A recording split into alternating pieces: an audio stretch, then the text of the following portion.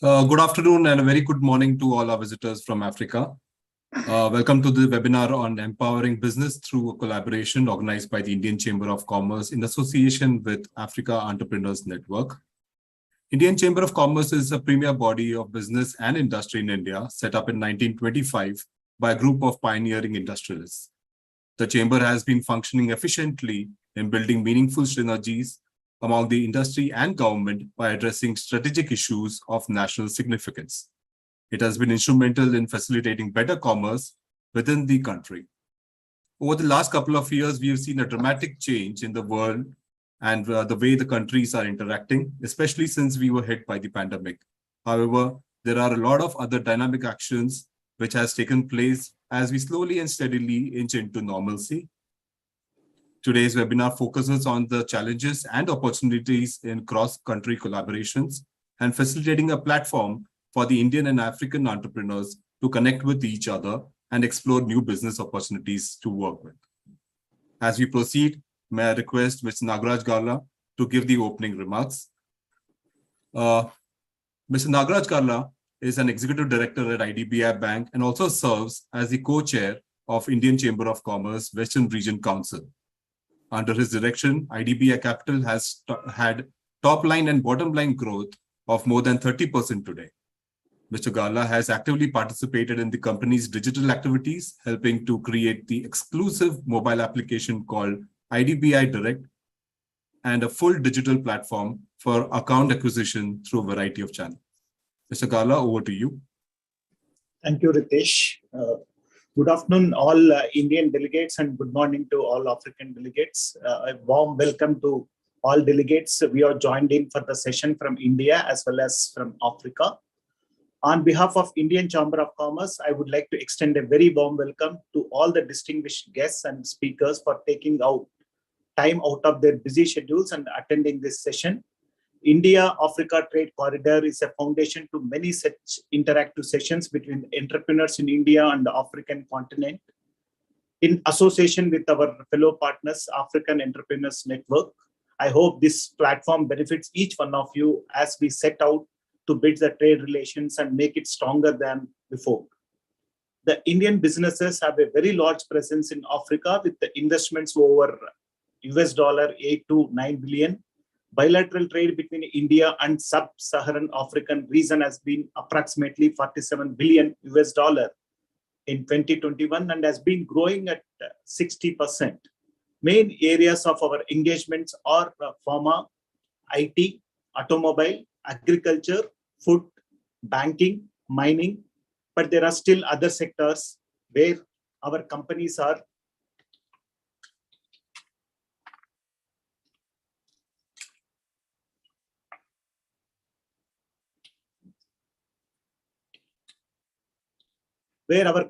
doing brisk business. Similarly, several African companies have invested in India, are doing well in terms of business. Today, African countries present immense opportunities for India with the world's largest land mass, 54 countries, population growing to be almost equivalent to that of India, huge mineral resources, oil wealth, youthful population, falling poverty levels, increasing consumption patterns. These parameters indicate that Africa has a huge demand for new business models, stable market access, entrepreneurship, investments in transport, telecom, tourism, financial services, real estate, and construction.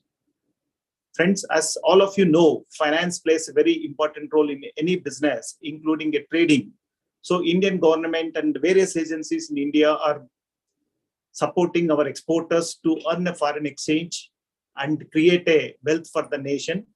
So financial benefits for the exporters include actually financing up to 90% of their exports, interest rates as low as 6%, and sometimes actually it goes negative because a lot of interest subvention is there from central government as well as from the state governments actually.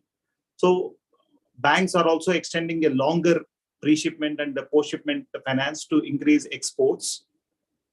As we move forward in this collaborative environment, India plans to strengthen its ties with Africa in 4 main areas, that is solar energy, manufacturing of UAVs and defense systems, physical and digital infrastructure, healthcare and pharma products.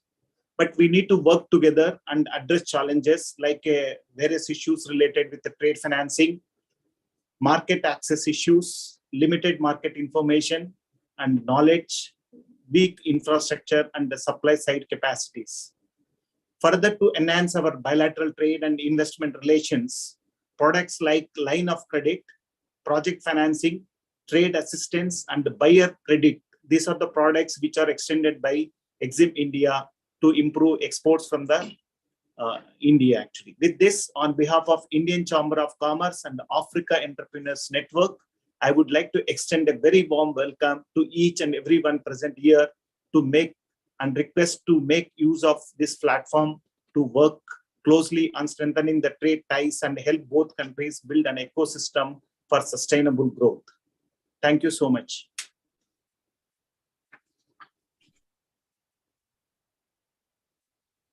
Thank you, Mr. Gala, for that welcome note.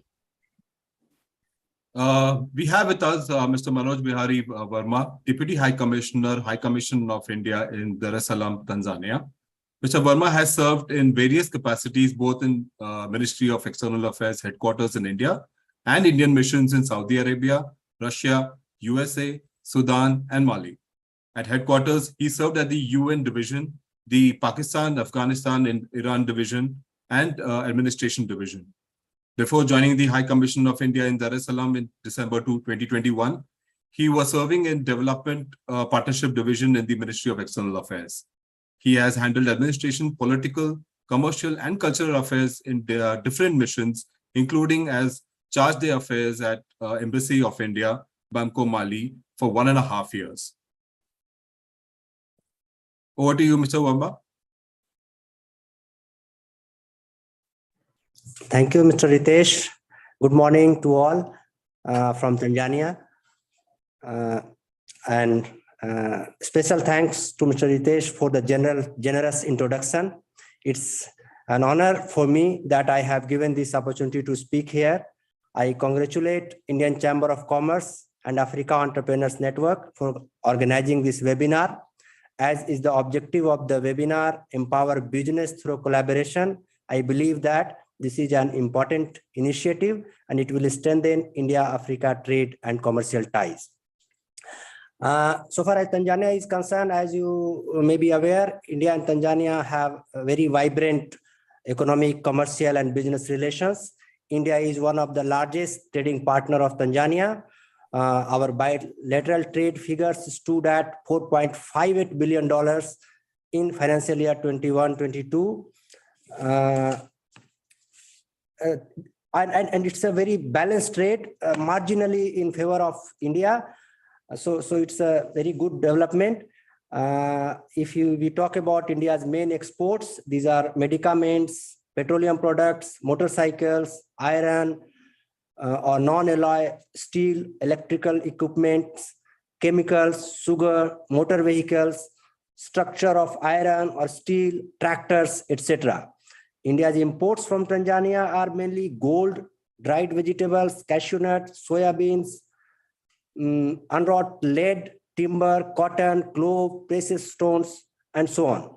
India is also among the top 5 investing countries in Tanzania.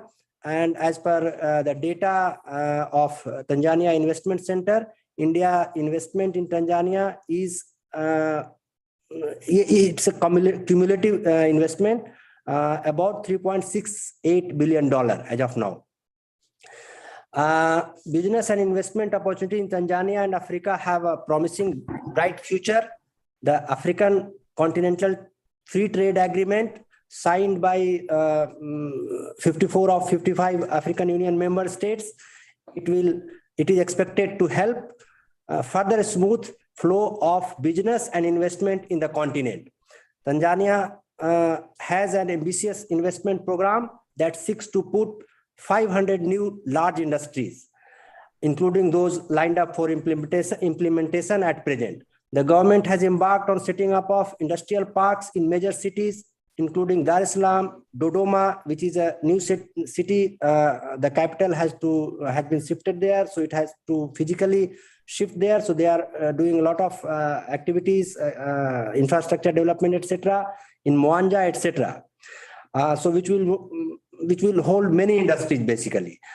The production lines include textiles, electronics, construction material, pharmaceuticals, etc. Tanzania's government encourages manufacturing or processing of products for local consumption and for export, such as cashew nut, pulses, cotton, cassava, sisal, edible oils, and leather products. Also, packaging facilities and minerals are in great need here. These areas provide a wide scope for cooperation and engagements of Indian businesses or from elsewhere. Pharmaceuticals and medical equipment is a special subsector in which Indian businesses look for opportunities. In Tanzania, for example, about 6% of medicines consumed are produced locally, only 6%, while 94% are imported from abroad.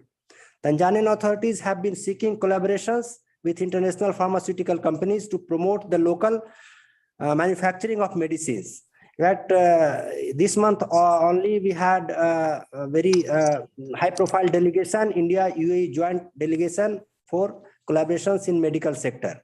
So that is expected to bring major investment outcomes. We are hoping that. There is an arrangement with 16 SADC member countries which allows medical store department of Tanzania to procure medical equipments for and export to all these countries. So that gives another special sort of place for investment and working for Indian businesses in Tanzania. Lastly, the business environment has improved in Tanzania significantly in the last 1 year, 1.5 years after taking over by the new president. And we as the High Commission also has been very actively working with all the stakeholders, resulting into many business promotion events, visit of delegations, etc. And on behalf of High Commission of India, I would like to assure you all that we will continue to work with business communities to further strengthen our economic and trade related engagements with Africa in general and Tanzania in particular. Wish you all the best. Thank you. Thank you, Mr. Verma, for that insightful speech. In fact, I look forward to meeting you in person as we lead a delegation in the coming year in February to Power and Energy Africa in Tanzania. That's happening in February. So I'll look forward to meeting you and Mr. Pradhan in person over there as well. You are welcome. Yes. Thank you, sir. As we move forward, we have with us Dr. Herbert Muntowo, Chairman, Africa Entrepreneurs Network. Coach Herbert is the founder and chairman of AEN Africa, an organization that promotes sustainable entrepreneurship in Africa. He is dedicated to fostering and guiding African entrepreneurs and the growth of people in general. Coach Herbert holds degrees in business psychology, counseling psychology, and psychology with a bachelor's degree. Over to you, sir. So you're on mute. Thank you, Ratish. Good morning to colleagues, ICC leadership and business community in India. Good morning to colleagues who are in North America. Good morning to those in North America. Good afternoon to everybody in India. And good morning to almost everybody in Africa, Southern, West, and part of African countries who are tuned in.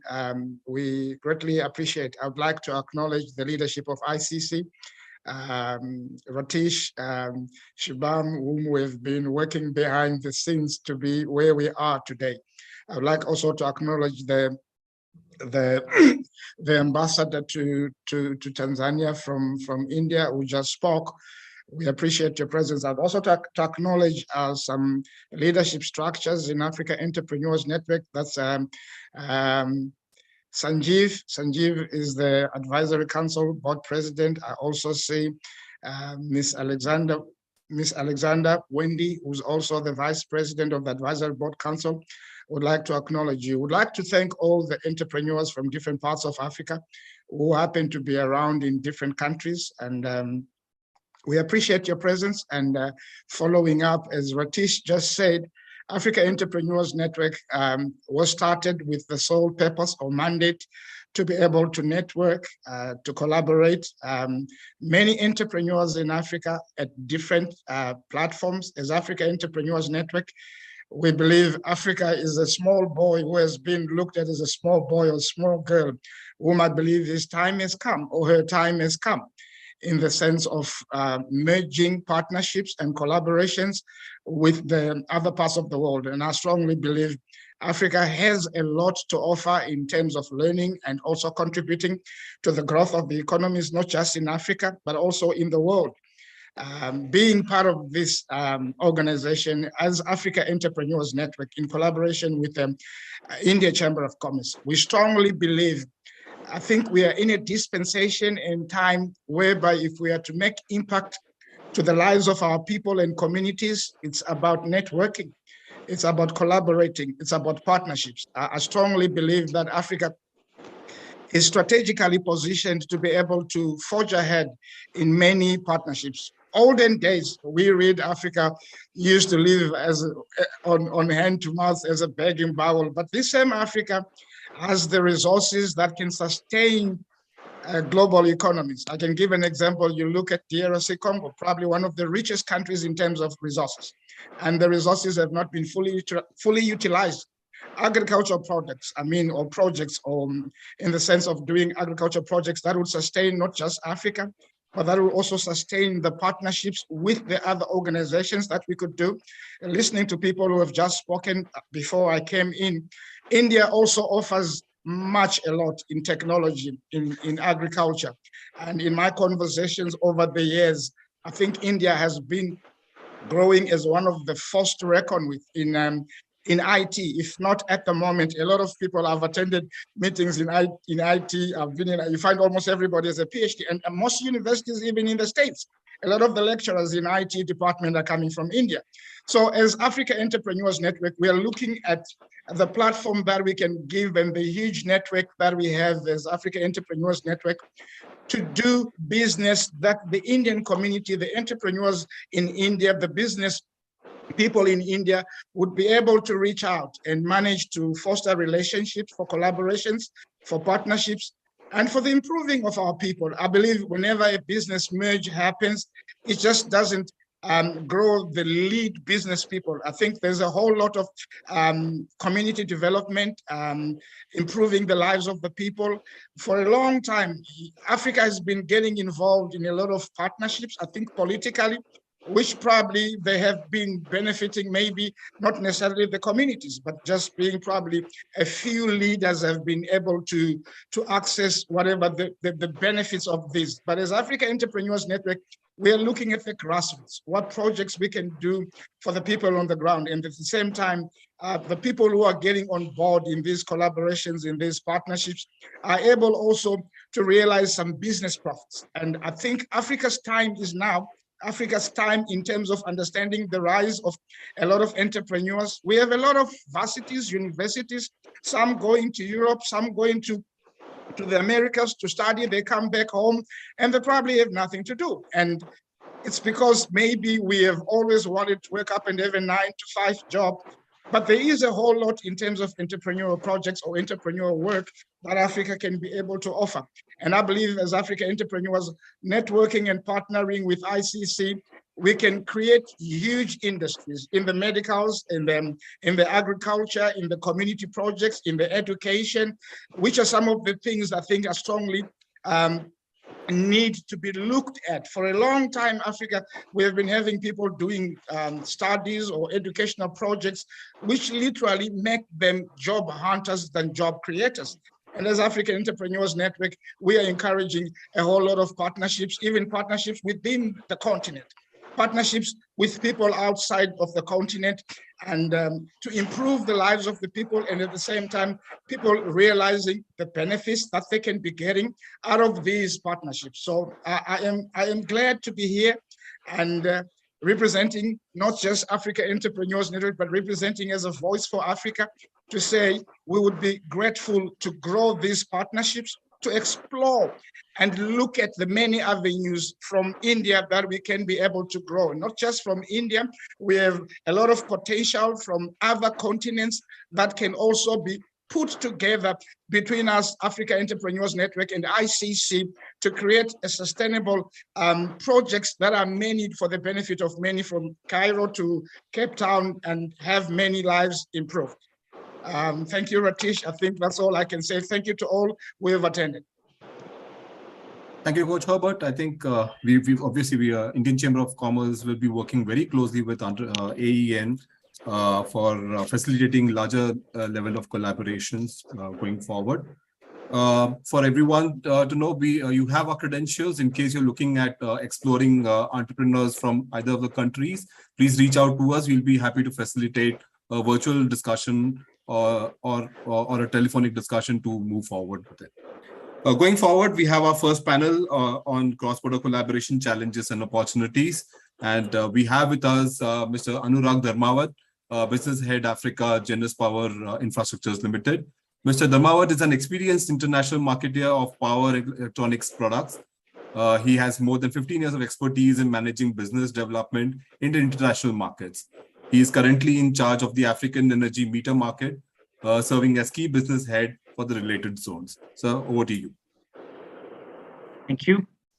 Very good afternoon and very good morning to all dignitaries and fellow business communities present today.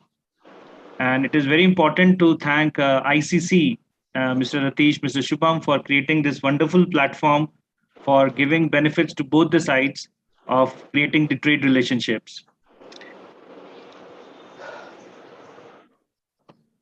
Myself, Anurag Dharmawat from Genesis Power, and it is very clearly that Africa was never a dark continent because the business was happening since ages. And with every decade, the shine of Africa is visible and is growing. And today we have gathered here for putting some light on the India-Africa trade corridor and see how we can overcome some of the challenges while doing business across the two sides and utilizing the opportunities lying for both of us. Currently, I'm sitting in Ethiopia. As we see, India-Africa trade is happening and it's growing. And that is the reason I'm sitting in Africa, Ethiopia, and doing all these discussions with you all. So we all see, we all understand, yes, the Africa is the fastest growing population and is going to be the place for largest economy down the line. If we go by the trends, it's very clear that in spite of the sensitivities or the global happenings, whether it is war, pandemic, recession, every time the trade relations or the trade facts for Africa has gone down but come up with a promising scenario. Even when we talk about the export destinations of Africa, like the people or the business segment exporting from Africa, India is one of the key target zone. Similarly, when we talk about exporting from India, Africa is one of the key target, and lots of trends shows that the recession, the pandemic, every time anything happens, whether it was oil and segment downfall or the COVID relationships or the wars, things are settled down at a very good level with lots of future opportunities. Considering all these trends, it gives us very good thought that what are the areas or the opportunities which we can set up. There are lots of steps, goals which are happening at both the sides. There are organizations, agencies which are doing lots of activities. Even the governments are at both the side, whether it is African Union or the Indian government, they are doing lots of activities to promote the opportunities, to increase the opportunities. Like when we talk about the African Continental Free Trade Agreement is one of the very promising thing which is happening now and is going to take a good shape down the line, giving lot of opportunities at both the sides to generate business and grow each other. Even when we talk about the agencies, lots of activities are happening to bridge the finance or the infrastructures gap, whether the Exim Bank, the credit lines, as Mr. Gala was talking about. Lots of projects are happening in Africa from the government of India side, or the LOCs, credit lines projects are happening, which are helping not only Indian businessmen, but to grow of the respective nations where these projects are happening. Even when we talk about these trends, the concept of make in Africa is also booming. The India trade relationship, or the fact says that the business between the two sides are increasing, and it is time where people are actually focusing on how to enhance the manufacturing or the other investments in this region, which not only focus for doing the business within that nation or the country, but exporting around the continent or the global side or back to India. So lots of promises are there for the investments in Africa. Majorities on the manufacturing side or the financial sides. So far, we are 65 billion plus counting, and lots of hopes in the next decades to come. When we say the energy or power, as I come from the same background, there is an untapped opportunity in the renewables. And from this background, it is very clearly visible to us that about 25% of energy mix is going to be happening with help of all these renewable sources. Lots of projects are being handled under the transmission and distribution or the solar-based projects across Africa. And India is playing a vital role in generating all those opportunities for the local people and growing them and utilizing the resources, increasing the electricity distribution to each and every house. This also gives us opportunity in another segment. When we talk about manufacturing or investments in Africa, we definitely look for some skill developments, enhancing the labor, enhancing the workforce, which is going to be the largest in the coming years. And that's the reason we come across many universities from India are now coming up with their stations, whether it is the eastern part of Africa, even they're coming up in Ghana or various other regions with their education institutes, giving training, giving learnings to all these African boys and girls and creating them future ready.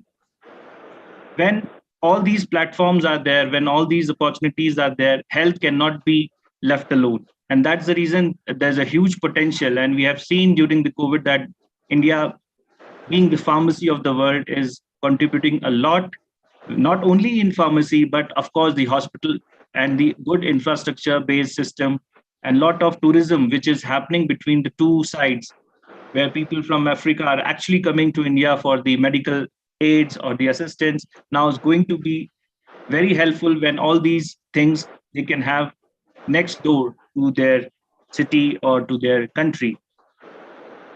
We have also seen the benefits of digitalization in the last COVID years.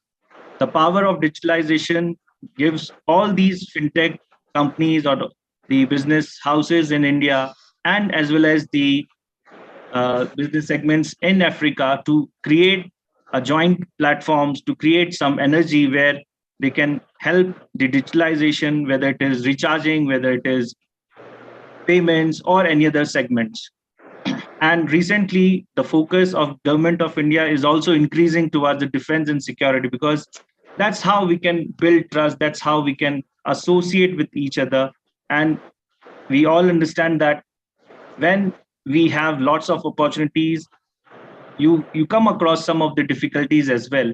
And we need to focus and open our minds so that all these difficulties or the challenges can be crossover. I have just pointed out some of the major areas where one can have problems or the challenges, like accessing the finance or securing the capital while doing business in Africa, which is a little a costly affair when you go for loans from any local banks within a country in Africa or any other international segment. So these are some of the areas where they find challenge when accessing to the finance. Electricity gradually is improving. The political stability, which was earlier in a very different stage, now it's slowly they are taking up in a good shape.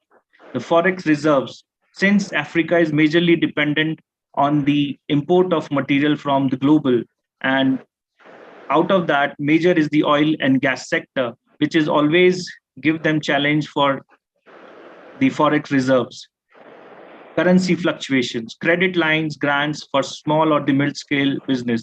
So these are the areas where we all need to think, where the agencies, where the institutes needs to think, so that we can increase the opportunities. And the only answer is we can only grow together. Both the sides have to think more and more on these areas.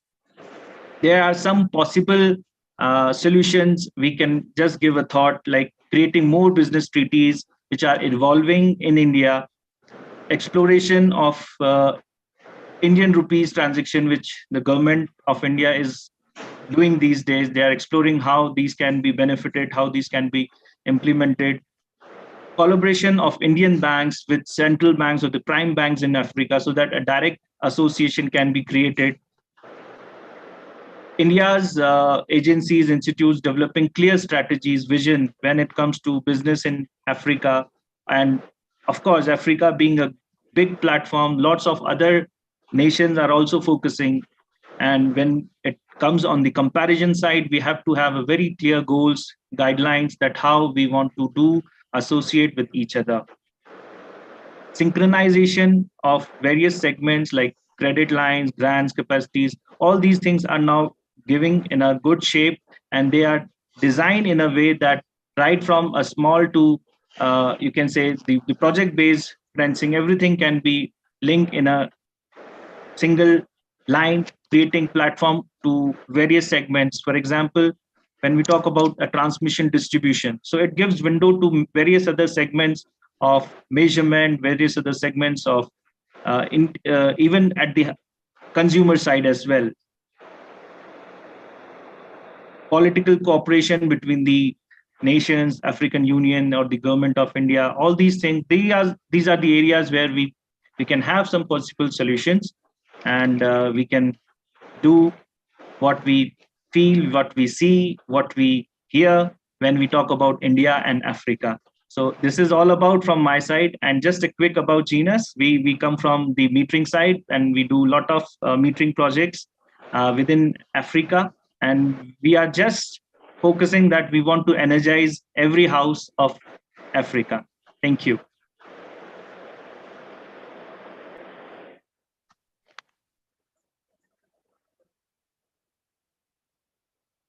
Thank you, Mr. Dharmawat, for that wonderful speech, wonderful presentation as well.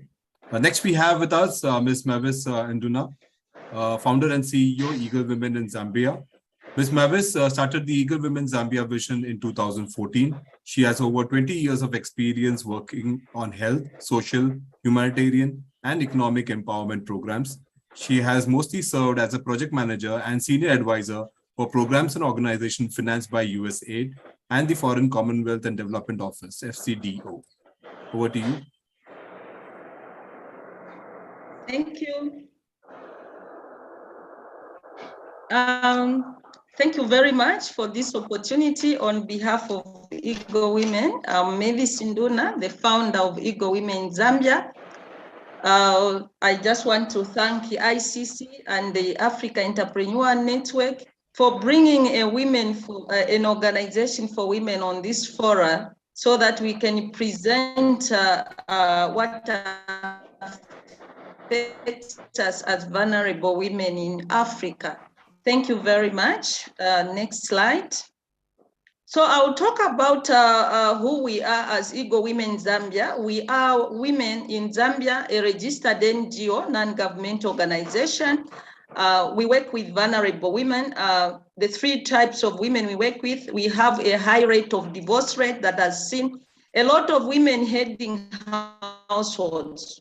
We also have a lot of widows and single mothers in Africa who have fallen into the vulnerability group. So collectively, these women, we address them as Eagle Women of Zambia. It is important to note that among the Eagle women, our area of interest are the divorced women. So 60% of our numbers are divorced women, because these are women that are not heard. No one talks about divorced women. The widows, they do receive a bit of support from the government, from religious leaders and donors. So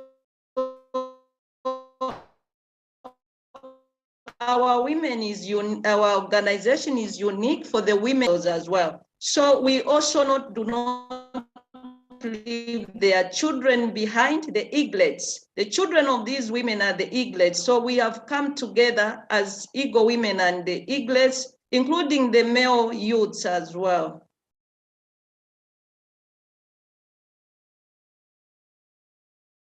Next slide. We want to be in all the 10 provinces of Zambia, but because of limitation in resources, apparently we are just in 4 provinces. That is Lusaka, Central Province, Copper Belt Province, and Southern Provinces. These are city provinces. We do have more of rural provinces that we haven't gone to, but we know that divorce rate is high in urban areas. That's why we started with this. We have literature review that guided us. And in Southern Province, our target is 1,000 Eagle women and 5,000 eaglets in each of these 10 provinces. So we just sampled Southern Province, which is very active. Livingstone and Choma districts, that's where we are. And Livingstone is the tourist capital of Zambia. So we have a lot of activities going there. So you can see our members are 2,203 for the Eagle women and 2,584 eaglets. So with these women, we have a number of projects that we are looking at in terms of operations. We have a structure as Eagle Women that looks at all the operations. The next slide, please. So the vision, like I said, our vision as women, we have come together to inspire and support the vulnerable women and their children to come together, to work hard and set high goals to achieve better life. With this, we need partnerships. We need partnership on the business platforms. We need partnership as entrepreneurs. We cannot do anything on our own because of an ability as women. And we need access, equitable access to resources, which is not happening. It's very difficult for the vulnerable women. We are a voice that is not heard. We are really appreciating ICC and Africa Entrepreneur Network for bringing us on such a forum so that the world can hear our plight, the world can hear the challenges, and they can know that we are not just vulnerable, we are ready to work. We want to be entrepreneurship. We want to own businesses. We want to partner with the rest of the world in the global village. This is the vision for Eagle Women Zambia. As Eagle Women Zambia, with our vision, we also have a goal. The goal is to ensure that the Eagle women have equitable opportunities. We are very grateful as Eagle Women of Zambia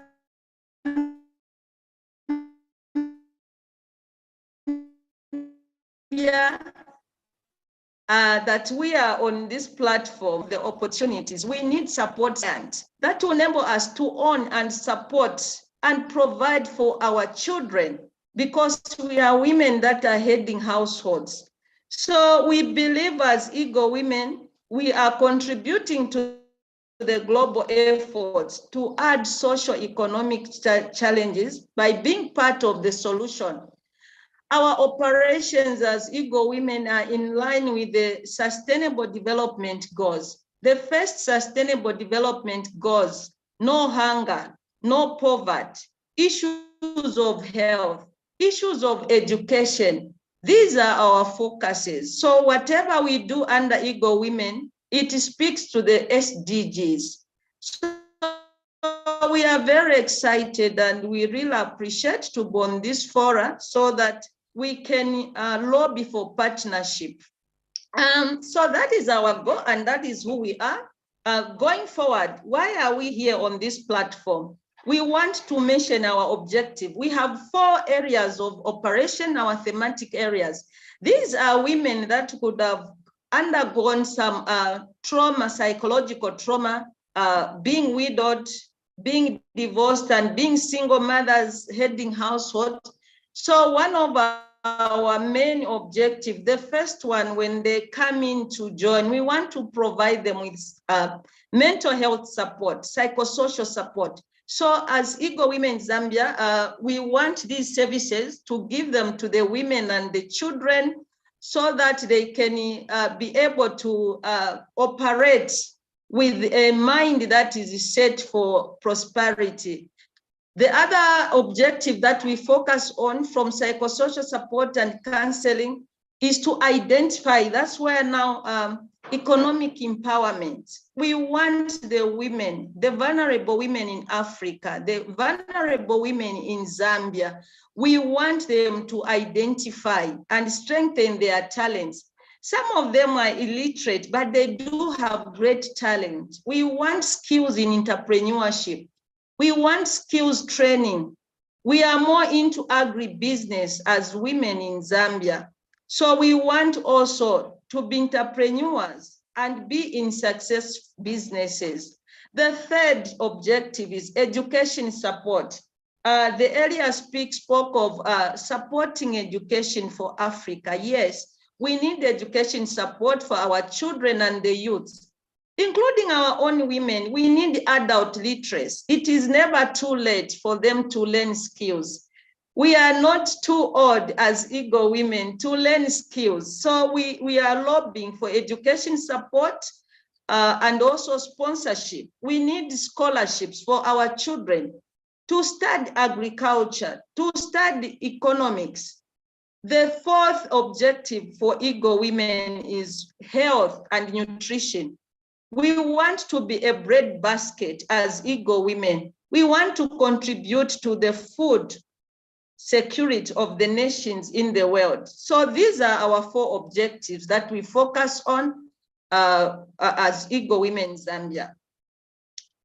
So with these objectives, we do have challenges. We do have opportunities that we are inviting you, our partners, to come here. In our operations, we have core values. We are an organization that believes in integrity, excellence. Whatever we do, we believe people, donors, sometimes they are skeptical to support some organization. We have these 10 core values that we abide by. And excellence, love. These are women who feel they are not loved, who feel they've been rejected in the community. So we promote respect of those that we work with, our partners. We believe in honest. We impart skills of accountability, responsibility. And one of our mottos, I wore our t-shirt here, our motto is hard work, resilience, and teamwork. So we believe in working hard and not easily giving up. We are creative.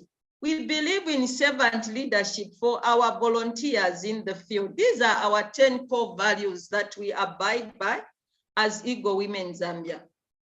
So from our core values, we do now have the projects themselves, the activities that we are doing. We have a leadership in place as Eagle Women Zambia. We have a management in place. And I want to mention our management and leaders, it is all on voluntary because we are not funded. We are asking the world, we are asking the partners to come and support this leadership and management. We have programs. We are more into agriculture. We have acquired land. We have good relationships with the traditional leaders. In Livingstone, Senior Chief Mukoni, in Choma and Chief Choma, they've given us land, but we have no resources to develop this land. We are looking at farm blocks, agriculture, animal and crop farming. These are some of our programs that we are doing. Trainings, our women have been trained just this past week. The Ministry of Fisheries in Choma, they trained our members in fish farming. In Livingstone, we received the trainings from Africa Entrepreneur Network in leadership. in psychosocial support, the challenge we have with our women, it's the low literate levels. Sometimes some are unable to attend these trainings, but we do have a lot of them that are able to read and write. So we are inviting partnerships, we are inviting sponsors to come and partner with us in Zambia. So these are our areas of operations. We have a challenge. You see the first bullet there, it's a mouthful, but I'll just summarize it. We are talking of, we have lack of access to resources, to the government, to the donors for support. As vulnerable women, we are not heard. We are a voice that is never heard because other people, they attend forums like this one. They travel the globe to talk about our plight. They travel the world to talk about vulnerable women and children in Africa, to lobby for our support. But we are not heard. As Eagle Women Zambia, we have come together and say, not anymore. We want the world to hear from us what affects us. We want to talk about poverty. We want to talk about hunger because we are the vulnerable women in Africa. We are asking the international community to invite us so that we can speak on our own. We can tell the way we feel it as Eagle women. This is the greatest challenge, that we are never heard because other people choose to speak for us. We lack funding for our projects. That's another challenge that we have. We do have generic project proposals, but we don't even know where to take it. We have high poverty levels among the Eagle women. These are women who are divorced, women who are widowed, and the women who are single mothers and heading households. We are asking for support for entrepreneurship activities for women in Africa and the women in Zambia. Eagle Women Zambia leaders at all levels, they are all working on a voluntary basis. Sometimes we have a challenge of commitment to support these women because the leaders are dividing time. We are asking for sponsorship so that these leaders, they could be permanent on Eagle Women. We have other challenges on the next slides that I want to highlight. And some of these challenges are also transport. We lack basic equipment. We do not have any means of transport. We don't own any car. We don't have even a bicycle as Eagle women. We are asking the international community. We are asking the sponsors, the donors, the government to support us so that these women can be visited, so that we can operate, even computers for data management, office work. These are some of the challenges that women organizations, especially in rural communities, they suffer from. We do not have phones for our women. A lot of them are supposed to go listening to this webinar, but we have these challenges. Low literacy levels, like I've highlighted, Eagle women, it makes it difficult for them to participate. That's why we are lobbying for education support and also adult literacy. Lack of dedicated workspaces.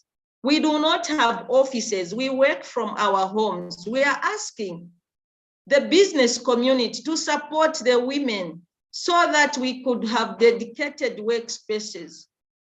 And cultural beliefs also, traditions in rural settings. We do have cultural beliefs where women empowerment is discouraged because they believe that it increases the high divorce rate. So we are asking the international community to come through and support us as Eagle women because we believe we are part of the socio-economic solutions for the world as a global village. So these are the challenges. And now I want to go to opportunities. The opportunities and the action points. We are lobbying for financial support for all the districts to set up psychosocial support care and counseling centers in all the districts to address mental health needs for the Eagle women and their households. We are also looking for support for all active projects in the district. As Eagle Women and our eaglets, we are already into fish farming, soya beans, chili, sunflower, tree planting of avocados, oranges, tomatoes, and other garden initiatives. The eaglets of Livingstone, they have a big tomato garden. We need to process those tomatoes for export. We don't want to remain peasant farmers. We want to do commercial farming. We want to do farm farming as women so that we can process meat. We can send meat out there for exports. We want to set up food processing plants for local and export. For example, Nangoma in Mungwa district and Choma district, they want to venture into making cooking oil because they did a sunflower project last farming season. We are lobbying for land from traditional leaders. We have already received the land, and the traditional leaders are asking, when are you starting the companies here? When are you bringing the commercial farming? So we want to let you know, the world, that we have good relationships as Eagle Women Zambia with traditional leaders. We can help to lobby for land, for farming blocks, and many, many farming projects. We need support for transport logistics as we go to see these chiefs. The traditional leaders, we need to work with them. The other opportunities, this is my last slide, the next one for opportunities. Yeah, we want to strengthen village banking. There is a system where women are creating these lending amongst themselves in small groups. I'm happy that we have banks represented among the panelists here.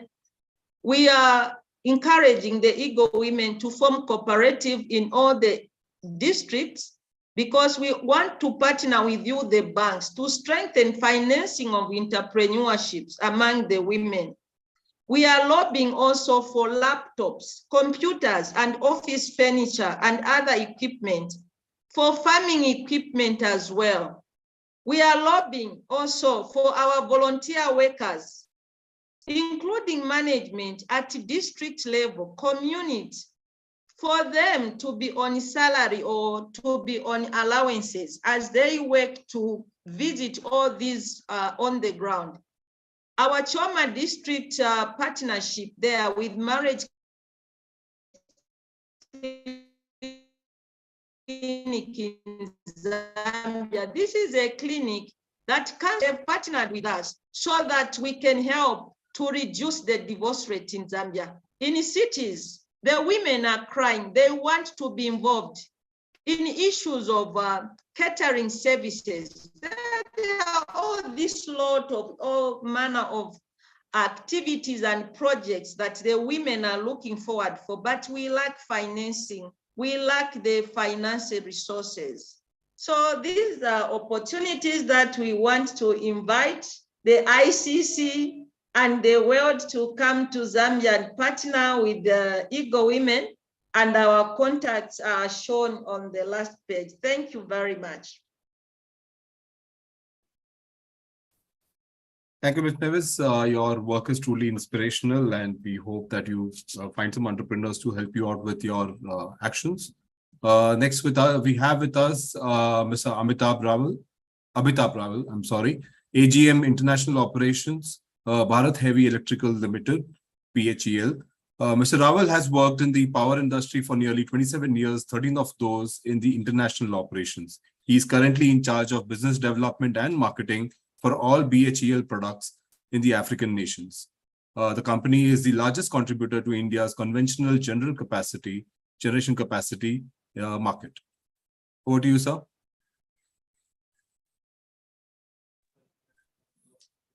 Thank you, Ritesh, for the kind introduction. I hope I am audible to everyone. Yes, you are, sir. Please proceed. Thank you. At the onset, I would like to thank ICC and AEN for inviting me to speak in this important session. It is really an honor and pleasure to be a part of the panel. In fact, it is more of an honor to be a part of this panel. So before I go into, I present my viewpoint, I would just like to briefly introduce my company. So as Ritesh said, that I'm from BHEL, which is Bharat Heavy Electricals Limited. We are one of the largest engineering and manufacturing enterprise in India, and we are majority owned by Government of India. We are mainly present in the power generation sector, where we do turnkey projects beside manufacturing most of the equipment which goes into the power plants, whether it is a thermal power plant or a hydro power plant or a gas-based power plant, solar power plant. And apart from the power plants, we are also providing solutions for various industries and the transportation sector, oil and gas sector, defense. So, we have got we like to call ourselves a 50 years young company, and we have got experiences across the globe. In fact, in India, almost 65% of the installed capacity, electricity generation capacity of India is by BHEL, by BHEL manufactured equipment. And apart from India, we also have a sizable global presence, having exported our products to almost 88 countries spread across all the 6 inhabited continents of the world. And in Africa also, we have a strong presence. In fact, BHEL started its export journey in 1970s, and we are present in Africa since the late 1970s. So we have done projects across the continent. If I could name a few countries like Libya, Egypt, Sudan, Ethiopia, Rwanda, DR Congo, Senegal, Nigeria, and Comoros. So several countries we have done projects, and we continue to explore business opportunities in Africa. In fact, it is one of our focus areas. And in the almost 4-decade journey of BHEL in Africa has been very rewarding. And if I may say so, along with the rewards, we also had challenges, and it has overall been a great learning experience and a rewarding experience for BHEL. So with this background, coming to the discussion, it was exciting to hear Mr. Nagaraj Garla, Mr. Manoj Bihari Verma, the Deputy High Commissioner of Tanzania. We are really excited to know the opportunities in Tanzania, the growth plans, and in fact, Tanzania is one of our focus countries. And Mr. Herbert from the Africa Entrepreneur Network and Ms. Mavis, it was nice to hear to you for bringing out the social perspective along with the business perspective. I think both of them have to go together for any meaningful development to happen. And Mr. Anurag, I fully share with you the optimism that you have for opportunities in Africa. And I also share with you the concern over the challenges which are there. So having said this, I would like to, based on the experiences that we have had in Africa, I would like to share my thoughts for further deliberation of the panel and for the participants. So one of the points, like Mr. Anurag mentioned, that challenges. So challenges, of course, especially when we are talking of huge projects like electricity projects, the challenges are many. And I can easily also extrapolate these challenges not only to the electricity sector, but to other sectors as well. And there is absolutely no doubt in my mind about the opportunities and about the potential in Africa. And I'm sure no one else should have any doubt about the potential of Africa. But what are the challenges that we face when we think about doing business in Africa? The number one challenge which comes to my mind is about the information, the asymmetry in information. There are many opportunities and there are many potential partners who could fulfill these opportunities. But in most of the countries in Africa, we find that a structured mechanism of having that information, timely information, is not available, which leads to a loss for both Indian companies as well as African countries. So that that issue is to be addressed by the business community who want to do business in Africa. And I think till the time we have a credible source of information, although many agencies are now coming up, but till the time we have a credible source of information in Africa, I think the best way forward would be to have local representatives or people, local people who can, experienced people, maybe people who have retired from industry, from ministries, from government, or from various utilities. They can act as your local representatives and as your ears and eyes in Africa and provide you with all the information. Second thing is about the financing. So many projects that we see in Africa, there's a huge requirement of projects, there's a huge requirement of products, but financing is a major challenge, the availability of funds. As Mr. Anurag said, there's a crisis of foreign exchange, low availability of foreign exchange. So we need to look at projects which help countries in saving the foreign exchange, or at least in apart from saving, also generating foreign exchange. So in this regard, like the projects, electricity projects that we do, they have resulted in substantial foreign exchange savings for countries like Rwanda or Sudan, who were dependent on using imported oil for their power needs. So such kind of projects which help in saving foreign exchange and also help in generating foreign exchange, those kind of projects should be promoted. And funding has, apart from these issues, funding has other challenges also. Although there are many opportunities in Africa, but the bankability of those projects has to be established, for which we need good feasibility reports, good detailed project reports, and they can be prepared at a very small investment, say 1 or 2% of the total project cost. So once you have a good feasibility and a good DPR, which makes the project bankable, then financing should come by easily. But it's not just that electricity, the importance of electricity I would like to highlight. It's not just a business case for BHL or for any company from India or anywhere. It is, the electricity is essential for all the activities that we are doing.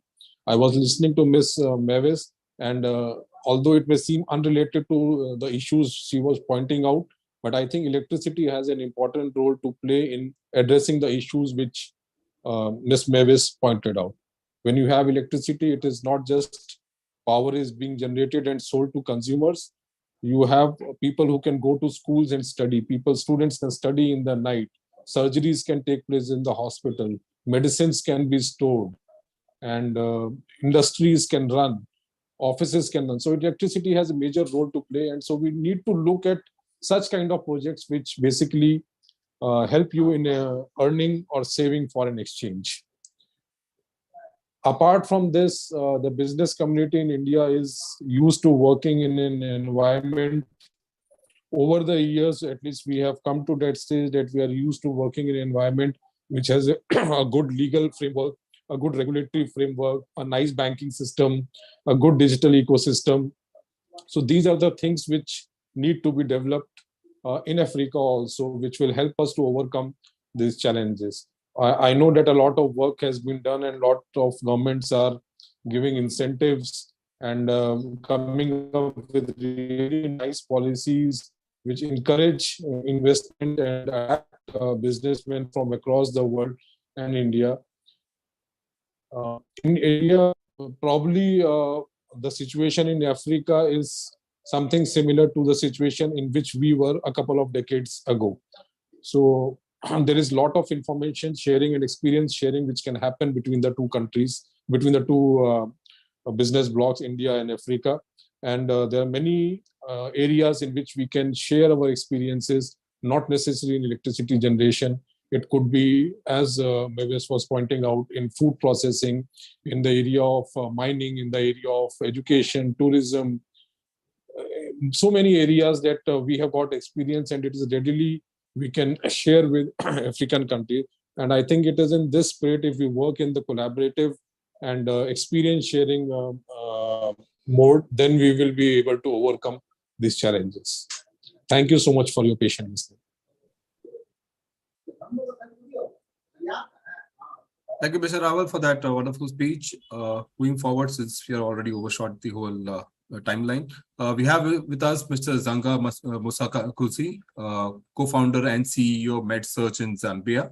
Mr. Zanga has over 11 years of professional experience in the medical industry with an extensive understanding in logistics management, directing all business operations to guarantee they achieve the necessary results and adhere to the overall strategy and objectives of MedSearch Zambia. Over to you, sir.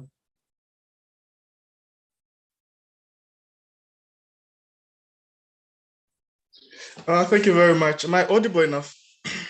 Yes, you are. All right. My screen, is it showing? Yes, yes, we can see you. Right. Maybe you could put it on full screen mode. Yeah. Right. All right. Yeah. Great.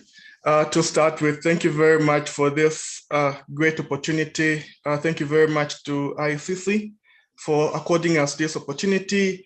And thank you very much, Dr. Herbert, my personal coach and mentor. He has seen me grow the brand. So thank you very much to IANI for giving me such a platform. Without wasting much of your time, my name is Zanga Musakakusi. I'm the CEO and co-founder of MedSearch Zambia. I am a pharmacist with over 13 years of experience in the health sector. Experience in retail pharmacy, hospital pharmacy, wholesale pharmacy, with vast knowledge in logistic management. I'm currently studying my MBA in hospital management here in Zambia. My ethos as a pharmacist is you never know whom you're helping. Always put in your best effort because tomorrow they might help you. I'll give a brief background about my country. Zambia is a large, landlocked, resource-rich country with a population now between 18 million, with our growth being 2.8 per year. We're doing our census now. 2 years ago, we were at 16 million, but now we're at 18 million approximately. The number might go high. We're surrounded by 8 countries, that is Angola, Botswana, Congo, Malawi, Mozambique, Namibia, and Tanzania, and Zimbabwe. And these are expandable markets where Zambia exports and also imports products from. Recently, Zambia is experiencing a sudden rise in non-communicable diseases like cancer, cardiovascular conditions, hypertension, diabetes, and renal disease. This is a new pattern of diseases that has come with numerous challenges for many Zambians. I think a long time ago, it was more of malaria and malnutrition, but now with the new conditions and diseases that are coming up, this is what many Zambians are facing. The country is still ill-equipped with public health facilities and often lack capacity to handle these cases, thereby causing the Ministry of Health and individual patients to seek treatment abroad. With the introduction of internet, we have now seen people seeking services out of the country. The demand, supply of health services and products here in Zambia. Zambia and most of its neighboring countries, except South Africa, do not have many hospital centers of excellence to treat cases requiring a specialized hospital. I think recently we opened our heart hospital where most of the cardiovascular conditions are being done, but this is just one hospital that is catering for the whole country. So it is still a lack that the country is going through. We lack specialist diagnostic and treatment centers to treat cardiovascular, liver, renal, and cancer diseases as a country. Because of this, consequently, over approximately not less than 250 patients each year are sponsored out to go and seek for treatment outside the country by the government, foreign countries like UK, India, United States of America, where government of Zambia and private Zambians individuals spend not less than 30,000 per treatment. Now, I will emphasize on this one. These 250 are those that are being sponsored to go, but there's already a long list. More than 250 patients are still going outside the country to seek medical attention, especially to India. 80% of people that are going outside the country are going to India. So this is the relationship that Zambia and India have when we talk about in the health sector. The advent of COVID-19 had shown us now the gap that does exist when it comes to the service of patients seeking medical help. And this has led to new innovations to bridge the gap. We have seen many youths coming up with mobile apps, machine learning during the COVID-19, because we couldn't be going now to classes or hospitals. Many people came up with many learning applications where people are able to learn online.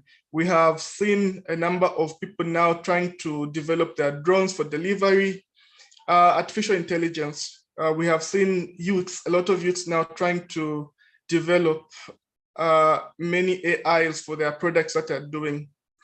This falls back on what one of my professors said.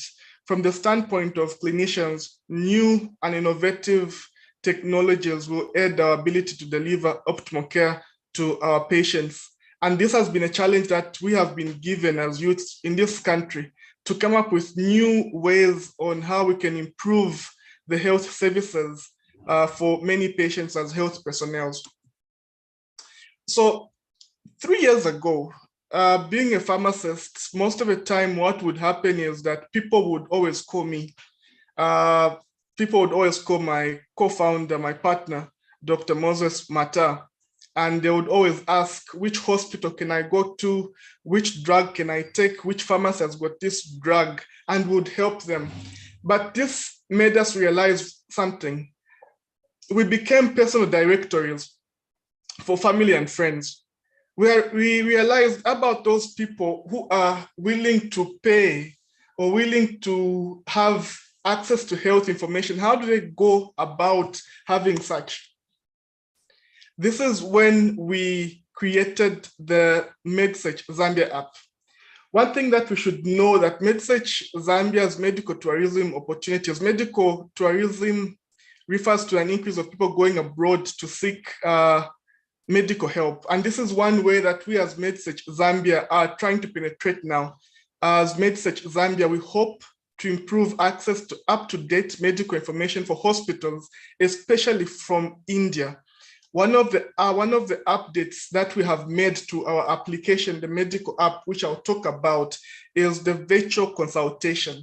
So people here in Zambia are now paying in dollars, I would say $10 to $16 for a consultation, a virtual consultation with a doctor for about 15 to 20 minutes. And people here in Zambia are willing. We have realized to say when someone is sick, they go deep in their pockets because life is precious. The solution, like I said, is the application that we have developed, the MedSearch Zambia app. And this is an opportunity that we present to the Indian market, and through IENI and ICC, again, we appreciate for this such an opportunity. The application gives an ordinary Zambian, the application is for free of download. I must mention to say in the past 2 years, we have seen an increase in the internet penetration. In 2018, we were at 38%. As of this year, we stand at 60% internet penetration, meaning 60% of the Zambian population have got access to internet. And we're trying to ride on this. We're trying to take advantage of this and ensure that our application works. People on the application will be able to make virtual consultation with doctors or hospitals from India or within here in Zambia. So at the end of the day, we're trying to increase visibility for patients who would want, for hospitals from India who would want to increase their reach, not only in India, but across borders and come to Zambia. One of the things that we have realized is most of the patients that go to India for further consultation, we find that if they're going to India for, let's say prostate cancer consultation or colon cancer, which we have seen is now an increase here in Zambia, they will go when the patient is already in stage 3 to 4, which is too late. And most of the time, doctors from India or UK would say, why didn't you consult even 3 months before? We could have helped you not travel to India, or could have told you where you stand. So this is what we're now trying to do. Instead of a person just going direct to India with a recommendation from doctors here for further management from doctors in India, we would want them, before they even come to India, if they can have this virtual consultation online. The application, I'll now talk about the application. So the MedSearch Zambia app is a mobile directory application, free to download for any Zambian. It is readily available for download, both on Google Play Store and App Store. The information that a client is feeding into the app is just a phone number, email, and their location. These are some of the information that we're able to give through our app. And then the patient is able now to get more information from the doctors. What are some of the awards and what are some of the recognition that we've gotten as a company as we now try to grow? MedSearch Zambia has been recognized by UNDP as one of the best, among the best 20 innovations here in Zambia. We were second in the Innovation Hackathon program in 2020. ZICTA is a government program, a government institution which runs government programs for innovators. Not only here in Zambia have we been recognized, but we've also been recognized in Nigeria by the Tony Elumelu Foundation program, which saw that our application will help many Zambians be able to have easy access to health information. And this has been our goal. This is my team. So myself, Zangam Sakuza, a pharmacist. I've got Dr. Moses Mata, a physician. We've got Chimunya M. Mata, our head of administration, Caroline Musakuzi, our head of marketing, and Chimuka Monde, our chief information technology engineer. Our team is comprised of people that have got vast experience, both in the IT and health sector. Thank you very much. One thing that I'll echo is here at MedSearch Zambia, we always say MedSearch Zambia Healthcare Simplified. Bringing on board as many Indian doctors, as many Indian health facilities to come on our platform. It will help many Zambians be able to have easy consultation. In the medical field, we usually call it second opinion. So if I go see a doctor here in Zambia and I want to have a second opinion, I'm able to consult, and people are willing to do that. We have seen an increase in the number of doctors here in Zambia. Others have now gone into private consultation, and people are consulting and paying for that type of service. So we hope to bring on board many partners. If there's any company in India that would want to partner with us in the medical tourism, so that we're able to, when a person goes on to make an appointment, do a virtual consultation, and they're ready to come to India, we're able to facilitate them to come to India. We would want to grow our application, not only in Zambia. We will be rebranding our company from MedSearch Zambia to MedSearch Africa, because now we want to go to Malawi, Botswana, Namibia, and Angola, so that all these people in these different countries will have easy access to health information. I am passionate about health because all of us, we've been patients and one day we'll be a patient. But the question will be, how easy will it be for you to have easy access to health information? So through this platform and through my presentation, what we are asking for is partnership and investment into our application so that we're able to grow and bring as many people on board as possible. Thank you very much. Thank you, Mr. Zanga. That is a very brilliant application, and all the best for the future development. Moving forward, we have with us Mr. Abhilash Puljal, principal at Abhilash Puljal and Company. Mr. Abhilash is an expert in trade policy and private sector growth. He has more than 20 years of expertise assisting public and private sectors, multilaterals, and industry groups on building business strategies, interpreting and providing advice on policy and regulatory matters. He is actively engaged in South and trilateral development cooperation, where he connects sustainable technologies and develops effective capacities in middle and low income economies of Africa and Asia. Over to you, Mr. Abhilash. Thank you, Mr. Ratish. Thank you for having me on this event today. It's a pleasure to be here. It was great listening to Mr. Garla and everyone else, including Mr. Dr. Herbert and the rest of the panelists. I was quite impressed with Mr. Zanga's very passionate project in the medical sphere, and also was very interested to see what Mr. Rawat and Mr. Dharmawat had to say about the energy sector. These are all microeconomic challenges that the way I look at it.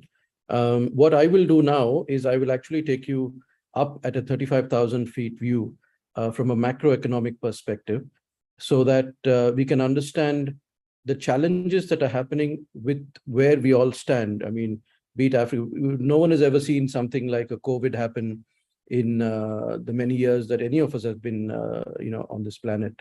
It perhaps last happened when the Spanish flu happened many years ago.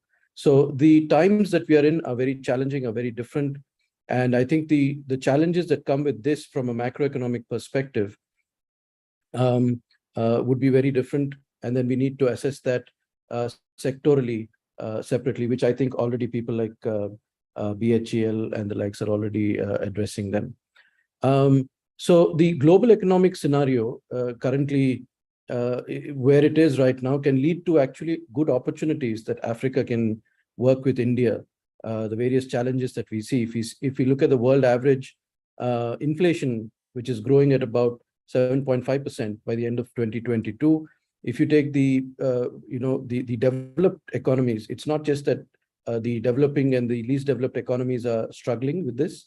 We also have the United Kingdom with an inflation rate of in double digits of 10.1% as of August 2022. The economic growth in Asia and the Pacific is projected to deaccelerate to 4.2% in 2022, slower than 6.5%, which was there earlier. If you see countries like Argentina, the inflation rates of 216%, Iran at 144%, Lebanon at 173%. These are all hyperinflationary economies, and these are all, there's a lot of struggle that's going on out there, and these are all not developed economies. Some, besides Argentina, most of them are all developing and underdeveloped economies. In Africa, if you take South Sudan, it's somewhere at about 146%.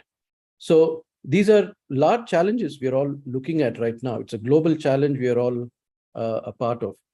And the Russian and Ukraine war impacts, we're seeing a lot of soaring food and fuel prices, which is one of the many reasons which has surged this inflation, including in places like UK, US, and look at Brazil, at about 10.5%, according to the World Bank in 2021. In Africa, particularly, the economic disruptions, according to the African Development Bank, could push 1.8 million people across the continent into extreme poverty by the end of 2022.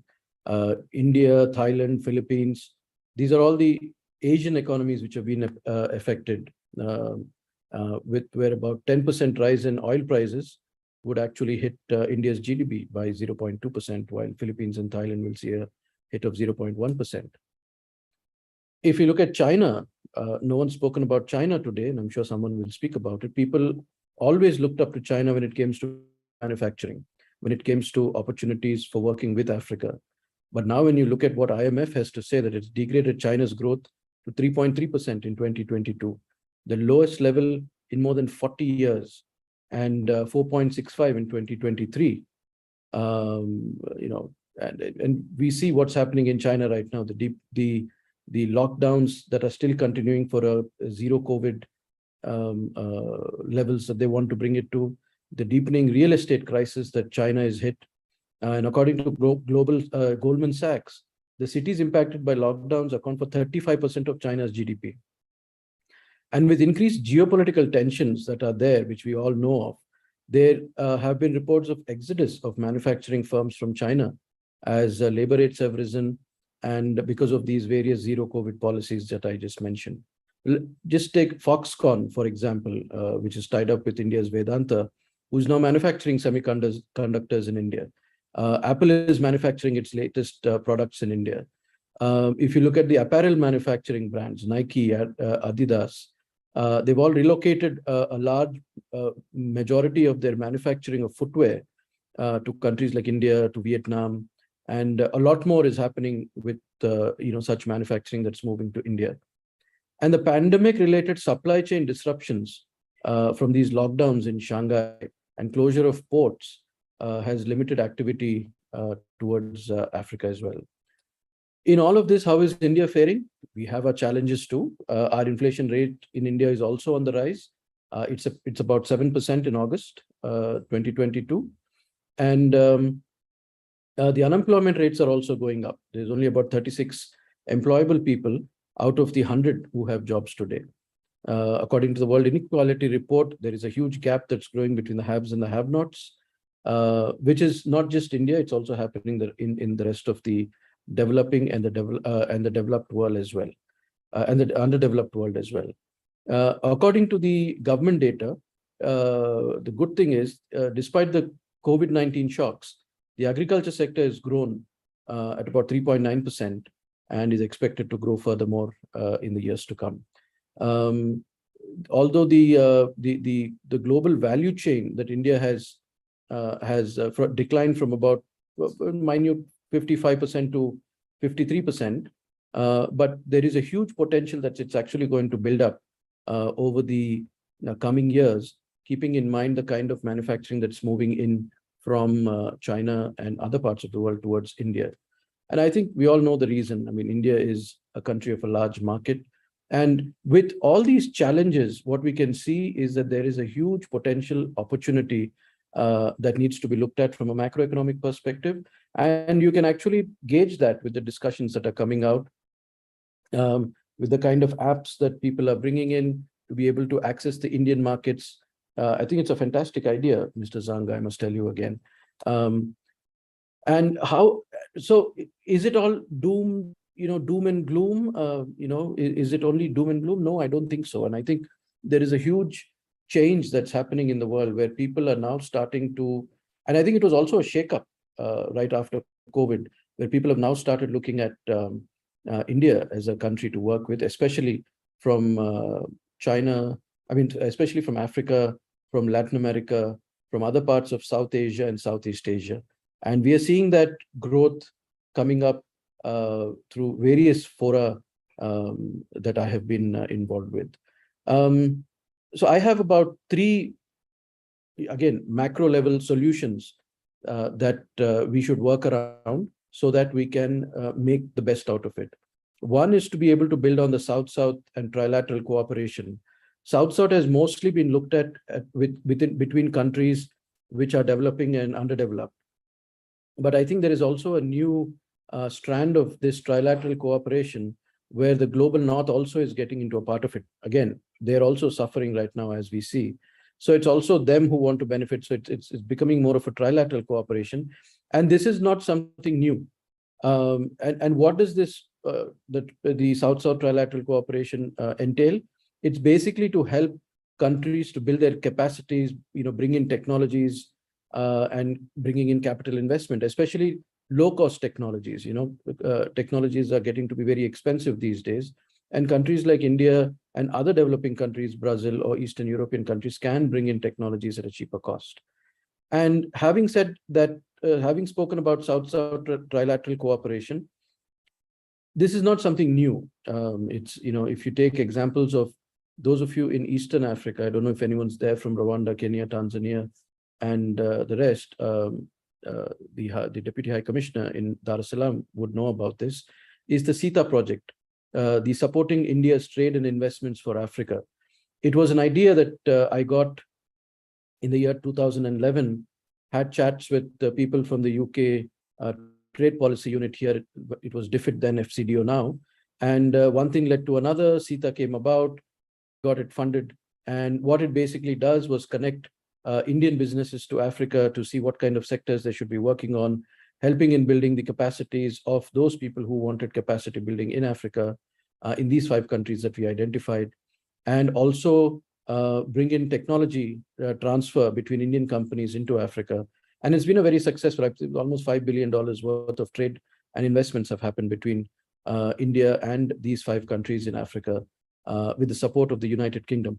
In fact, it was UK's first ever South-South cooperation, and we are very proud of being a part of it, right from the initiation until the implementation.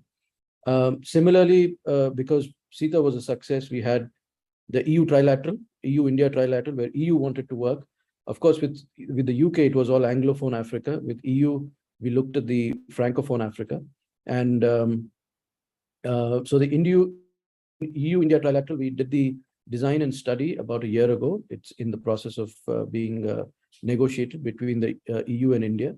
Countries have been identified in Africa, and hopefully that also will be there, but that's more for development cooperation. Similarly, now, if you see the World Food Programme in India for the millet value chain that's coming up for millet, the year of the millets in 2023 of the UN, India is working with Africa, where we have the mandate now to look at countries that World Food Programme in India will be working on with Africa for the millet value chain. Then I can go on and on. There are many examples. There's Asia-Africa Growth Corridor with Japan. There is the France, Morocco, India trilateral. There's the UAE, Ethiopia, India trilateral. So I think that is one way of us from a macroeconomic standpoint to be able to identify the opportunities that are there between our countries and be able to bring those in for successful implementation. The second and most important point I wanted to also bring about, which has been spoken at many seminars, I've heard about it at a lot of fora. I've discussed about it in many discussions, seminars and summits in Africa, in India, in even in Europe, is about the value addition of products in Africa. We need to bring Africa into the global value chains. African products, especially commodities, are what are normally brought in into different parts of the world, especially into India, China, other parts of Southeast Asia, like Vietnam, where these products are value added there and then. But we should also understand that this value addition can be done within Africa itself, where I'm sure Dr. Herbert will agree with me on this, that these same value chains, if we can build them in Africa itself, we can access markets like the US under the AGOA Act. We can access markets like the European Union, which have higher spending power under the anything but guns proposal that they have. India, of course, we do have the duty-free, quota-free access with the LDCs. So these are all the things that we can do if those value chains are built within Africa itself. Value addition of those products, be it in agri, be it in the mining space, or be it in many other, even in the pharmaceutical space for that matter. If those can be done within Africa itself, and then they can be integrated into the global value chains, and I think now is the time to do it. Now I think is apt. Right after COVID, things are now coming back to normal, and opportunity is now out there to work with an equitable pricing, which was not there earlier, to be able to get into these markets and work on it. The third major point that I wanted to also talk about is cross-border investments. I mean, I always hear of companies, like you always hear of richer countries investing in poorer countries. It used to be that before. UK investing into India, US investing into India, Union Carbide came to India, and many companies from all over the Western world came into India. But then India also grew and started looking the other way around. We started going and investing in Britain, in Belgium, in the US. Now look at what the Jaguar Land Rover as an example. You have an Indian company, Tata's, going and buying over a company which is like the pride of the United Kingdom, and now it's owned by India. So that's the way around investments is what I'm talking about. And I think it's also high time, especially because it's the African Entrepreneurs Network who's here, to see why can't African entrepreneurs also look at India as an investment destination, because India is the market. I mean, here you have people, and I think Mr. Zanga has identified that India is the market to look at. He thinks now he wants to grow all of Africa, but also link it to India. So with this market access, not only to gain access to the market for them to sell their products, but within this, if they can also gain technologies and build capacities, is where I think it's going to be a lot more successful. I'll give you, I mean, the sectors are immense. I mean, I can go on and talk about agribusiness, not agriculture, agribusiness. I'm talking about value additions there. I'm talking about pharmaceuticals. There's huge potential for pharmaceuticals. We've been working with a couple of pharmaceutical companies in Botswana and elsewhere where there is such potential. So I'll leave it at that. I'll leave it with these three macroeconomic strategies that we can perhaps look at so that we can make these things more successful. And to give you a brief background, thanks for the introduction, Mr. Nair.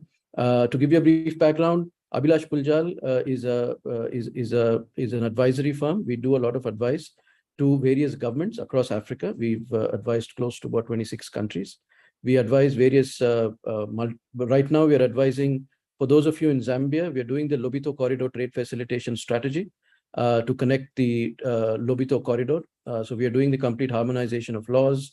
We are helping them with the sustainability strategy. Besides that, we are also advising the government of Gabon on their DTAA and their various other initiatives that they want to do with India. And currently, we are working with the World Food Programme on the trilateral between India, the UN, and countries in Africa. There are many, many other projects that we are working on. But our key goal is to be able to work with various stakeholders who will be able to benefit from making this more of a success. And I think now is the time. Like in Hakuna, like they said in The Lion King, it is time. So it is time for us to do it. Thank you. Thanks a lot, Mr. Abhilash, for that insightful thoughts. I'm sure that's going to help strategize for a lot of the companies going forward. Next, we have with us Mr. Curtis Lloyd, CEO and founder of Possibility Practitioner. Mr. Curtis is an accountant, an entrepreneur, a mentor, a supporter of financial literacy, a banker, an author, and an expert in international development. He is the founder and CEO of Possibility Practitioners, as well as the director at White Falcon Zambia and a partner at Veneer with developers. Over to you, sir. Thank you so much for that introduction, and grateful to be on this panel where we get to have this conversation. It's interesting that a lot of issues have been raised already, and I think it's quite progressive, and to see the impact of what this setup is going to have both on Africa as well as just the global stage, because that's what we are posturing ourselves for. Like mentioned, I'm Lloyd. I'm founder of Possibility Practitioners. I'm also a director for White Falcon Zambia. I'll start with those two even as I get to push this conversation further, because my experience in that actually postures me to talk about a few things that relate to what the subject matter is all about. First of all, from the perspective of Possibility Practitioners, our focus really is to help young people, especially to look at themselves as, not children of a lesser God, that they've got equal opportunities like everybody else on the global stage.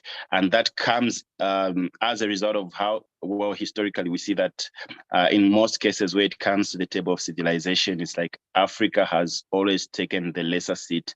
And whenever global decisions are made, it's like Africa just gets to be impacted without contributing in that regard. So the question is, how do we posture ourselves as Africans for those opportunities, as well as to have an equal voice in such platforms? So that is the premise on which Possibility Practitioners is birthed. And so we mentor quite a number of people.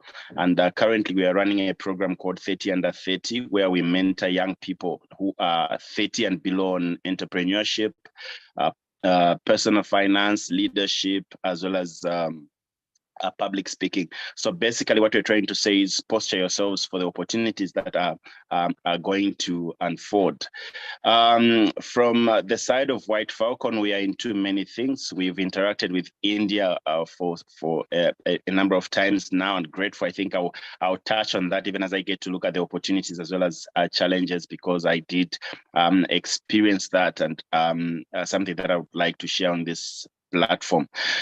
Historically, I think we are aware, I think my predecessors have touched on that, on the fact that Africa, as well as Africa and India, rather, the trade has been growing for some time. And I think India became our second biggest ally, I think around 2016, somewhere there. And we've seen a steady growth with regards to trade, steadily from 2005, I think, coming up. We were looking at a growth of around 17.2, from 2001, rather, 17.2% annually.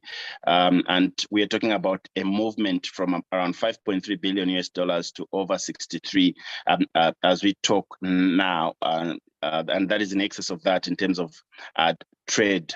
One of the things that is evident is that India has been passionate, and I'm starting from the perspective of India before I come in at the Africa Out perspective. I think India has been a very good ally to Africa. We see its involvement in trying to grow trade as well as its establishment in the continent.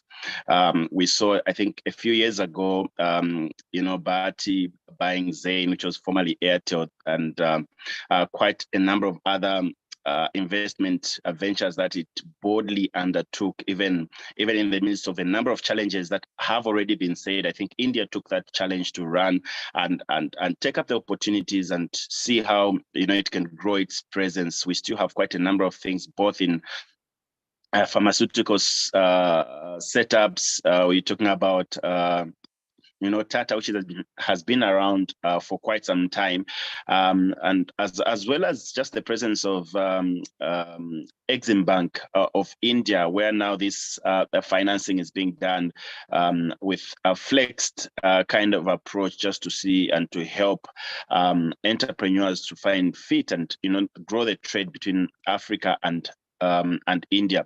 But the question that begs to be asked also is, in as much as these opportunities are availed, how does a young person get to access them? And now those are the challenges that we get to look at, and how they can, get flexed in terms of as well as availability, in terms of access to information, something that's been talked about. I think the previous speaker also touched on that, as well as Zanga, who touched on how that they've developed an app that gives you access to certain information that you might need with regards to access to medical help or consultancy regarding to matters that relate to health. So how do we take that even into the entrepreneurial space in matters that relate to trade and issues that border on, for example, the barriers that could be there with regarding trade? So those are the things that we need to interrogate at length, and then we need to have that information readily available, so that by the time somebody is taking off in whatever they ought to do or what they plan to do, they would already be alive to the challenges that they are likely to face. More so to mention that it's been interesting that also India has established an e-network, which I'm aware of, with the hope to network Africa's 53 countries to over 200 universities using fiber cable, and the objective is to offer e-health, and I think this is where now the interlinkages come into play, like what Zanga was sharing around that. I think that is a platform on which we can have those collaborations take effect. Then there's issues that relate with e-governance as well as e-education. And on the e-education side, I think it's a good opportunity in our space as a country, Zambia, because we've seen that robust approach as well as government policy to ensure that education is easily accessed by anybody, anywhere within this space. So such opportunities come into good effect, because the biggest challenge that comes now, especially that there's that offer for free education, is lack of capacity in terms of infrastructure to contain the challenge that will come with that access to a free education. So you find classrooms are full to capacity with pupils not able to have access to desks that that may be readily available in the now, in as much as it's a project that is for the future, but then it has started now. So where does the pupil get to sit? So opportunities that relate to that in terms of e-education come in handy. And we see how we can posture ourselves in terms of how do we now get to accommodate that challenge that has come with that, because it's an emergency that every child should have access to education. And now over the years, I think we've seen a number of challenges. And one of them that came into effect, I think, was the issue of COVID, which a number of the presenters have actually touched on. And so when COVID came in place, I think we were not ready to deal with that. The previous speaker touched on the global supply chain challenge for me, which is the biggest challenge for Africa because of our over-reliance on that. So any disruption in the global supply chain gets to impact Africa adversely, like we saw that during the COVID stage. We've got a very, very big gap that ought to be filled because there's no way we can keep explaining how that, for example, Africa gets to export copper ore and still imports copper wires. So that does not make sense. We export cocoa and then we import chocolates. We export the golds, we export the diamonds, and still import all the jewelry that comes in different components as well as composition. So the question is, what must we do in order to cut off that? And then we can, provide the global platform with at least value addition products. That way, then Africa gets to be very competitive. And, coming in of the Asia-Africa corridor, for example, the growth corridor, a conversation that is also critical in terms of how we get to align ourselves to trade with Asia as well as India in particular. Comes in rather as we get to look at now what challenges does that bring and what opportunities does it bring. A very, very positive initiative, and we just hope that it can be accelerated to get to meet. I know there's a number of teething issues that would have to be dealt with, but for me that comes in as an opportunity for us to actually posture ourselves for a seamless trade with India.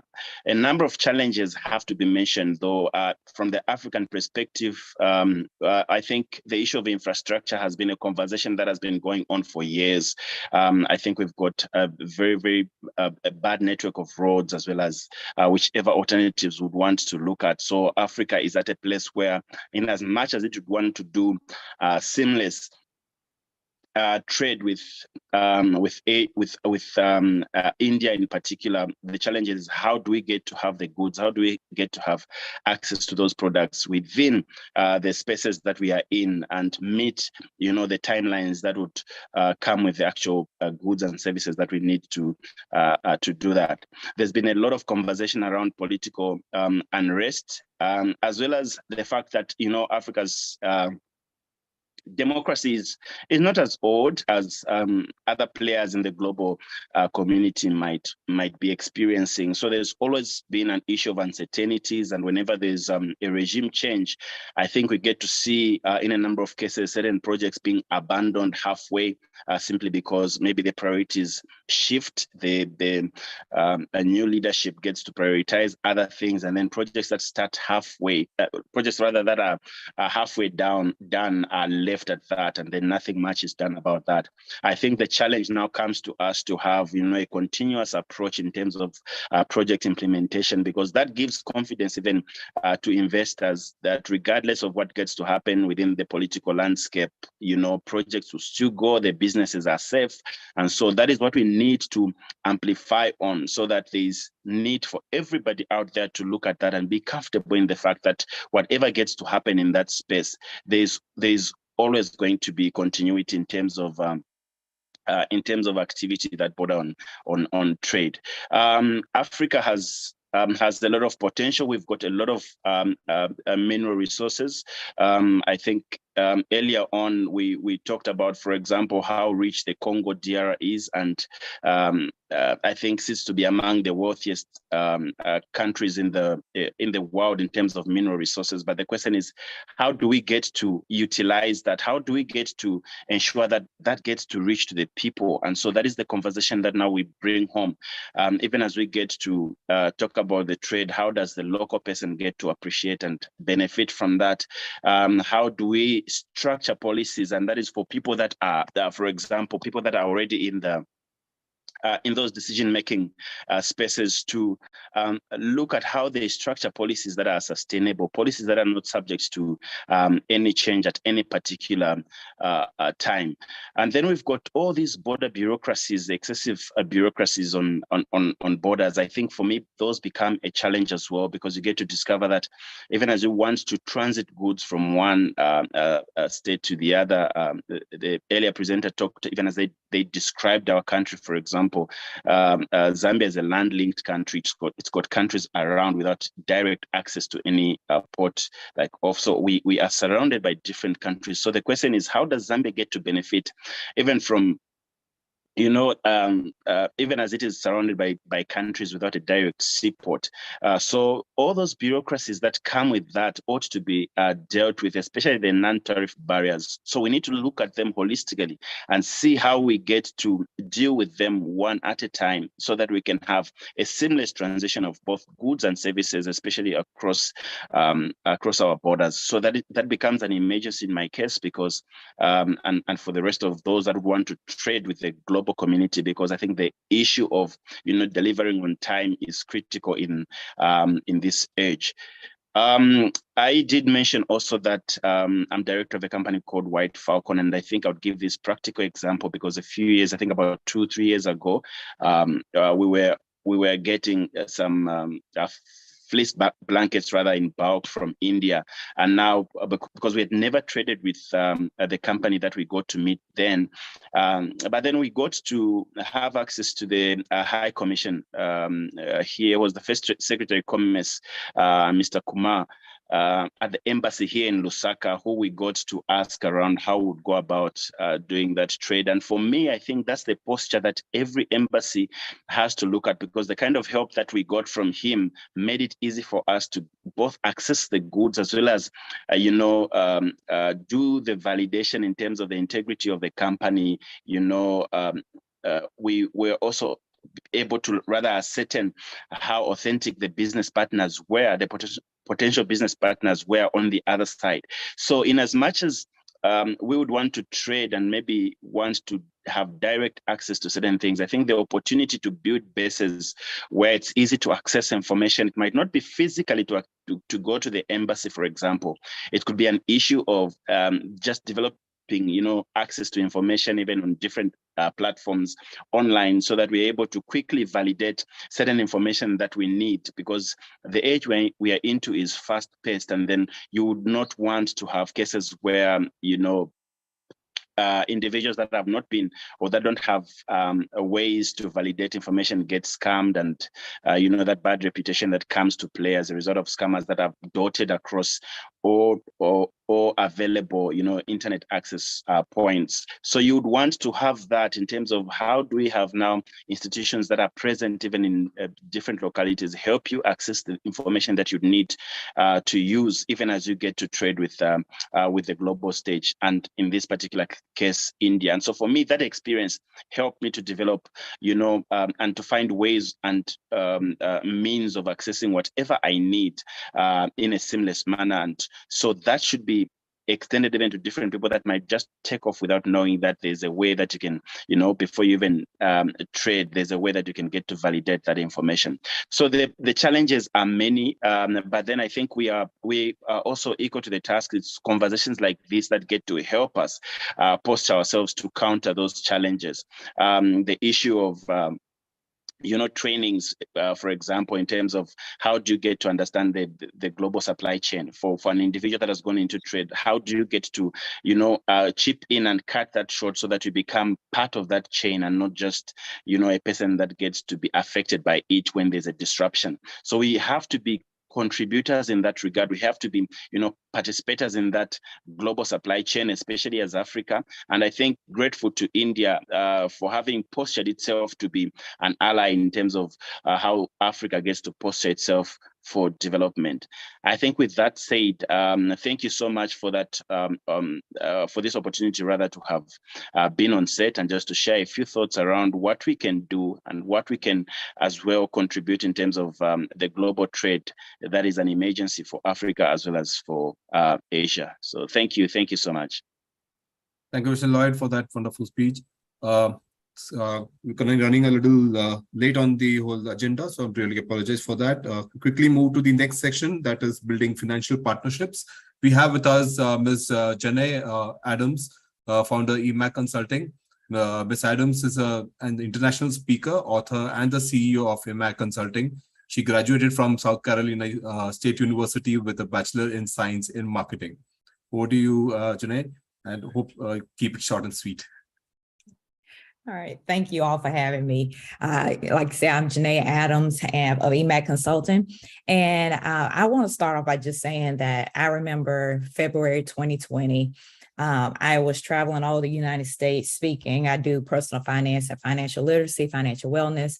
And that entire month, I was traveling every single week speaking. And I remember towards the end of February 2020, I started seeing people with more masks on, less travel going on. And then, of course, March 2020 happened and COVID really became real. Well, from all of that, we have seen that the world did shut down for a time being. And then right after that, because the world shut down and then the world opened right back up, the stress on the whole system is why we are seeing the inflation we're seeing today. Now, that inflation has led to, potential customers, potential clients being able to pull back on the money that they're spending and also businesses being stretched. So I wanted to talk about how finances is becoming a lot harder with inflation and interest rates going up around the world. So credit is starting to shrink as well as financing from different institutions. So how can business owners, how can entrepreneurs around the world be able to still collaborate through their businesses in the least amount of money as possible, okay? And so that's what I wanted to share today. First and foremost, definitely work on understanding different markets that you want to work in. And that has to do through education. Once I got into about March 2020, into 2020 that year, I started thinking about, okay, Janae, how can you work with others around the world? The world is shut down right now, but you still can work with people virtually. But how do you learn that first? And so I was able to work with Wendy Alexander. So I got the knowledge first before I went forward. My first tip that I'll give people is to look into private-public partnerships, okay? Private-public partnerships, because this is going to help with the financing. So here in the United States, we have something called the Economic Development Partnership. But what that is that it helps us to be able to work with people around the world. For example, there is an Economic Development Partnership that works with Southeast Asia as well as India, and then also parts of Africa. And so if you're someone who lives in those countries, then guess what? You can work through those economic development partnerships because, they have individuals in those different countries that are able to work with those in the United States. And so being able to look outside of your area. And so that's what I'm doing instead of just being local with the United States, but being global and trying to reach into Singapore, trying to reach into India, trying to reach into the continent to be able to work more. That is helping because this public-private partnership through the Economic Development Partnership, they pay a lot of things such as upping your website, being able to put it into different languages and being able to connect with those in other countries and on other continents. Another way and another example is definitely collaboration through social media. Even what we're on right now is a form of social media. It's a form of getting your voice, your business, service, or product across the world. During the time that the world was basically shut down, 2021 as well, being able to do a a webinar that was streamed live through Instagram, live through other social media platforms with a financial advisor. So I do finances as far as personal finances. And so I try to get people to the point that they can work with a financial advisor. So we seen that partnership. He was in Hong Kong working, and we've seen that partnership as something that can work together for the benefit of both of our businesses. So we went on live. Of course, I went on at nighttime, and it was 9 a.m. his time. And we talked about where we see the economy going, both in the United States, as well as in China, as well as globally. What that did was bring new people to his platform and to his business that can potentially be clients, and also from his point of view, bring people into my atmosphere to understand more about my business, because a lot of people he could not work with because they wasn't at the position financially to work with him. So that's where I came in. So I would say that if you can find collaboration with people who are in similar industries as you all are, whether it is products, whether it is services, and see how you can work together across social media, being able to go live, be able to get clients from each other. And I just think that collaboration on many fronts can happen like that. I see it each and every day. Another tip that I would definitely give you is to be able to what I call rinse and repeat. A rinse and repeat is basically when you're working in your own country, let's say it's with a certain company, where else is that company around the world? For example, there is a PricewaterhouseCoopers who is around the world. Although it's in the United States, it's in India, it's in different countries within Africa. And so how can you be able to work across different countries with a company you already have business with? I do services with them. I do services with New York University, and NYU is also in Dubai. And so I've been able to work with them as well. So you can actually have collaboration by just doing what I call a rinse repeat. If you're already working with clients in one area, see if they have places in other parts of the world that you can work with them as well. And that just brings in repeat business over and over again. And the last thing I will share definitely is all about being able to find a middle connect in other countries. I was recently in Johannesburg, South Africa, and a young lady that I met there through another business connect was someone named Charmaine. And Charmaine works at a university there. So if you see my whole bio, I speak to a lot of universities about financial literacy with their students to help them financially be prepared for after graduation, whichever world they're going into. And she works at a university there. So we have been in talks about how can I work with them there in South Africa at that university that she works at. But she is the one that's able to be on the ground there in Johannesburg and start to get the ball rolling. And so being able to find what I call a middle connect that's on the ground in the country you want to work in, whether it's products or services, actually takes out the legwork for you, and it makes it a lot easier. Even if people wanted to work with those in the United States, it's a lot easier for someone in the United States to get to those offices, to make those calls, to send those emails and so forth, and get the ball rolling. And it's a partnership, it's a collaboration within a business together. So those are the tips and the strategies I wanted to share with you all, because we're definitely in a time where financing is a lot harder. Credit is getting a lot tighter.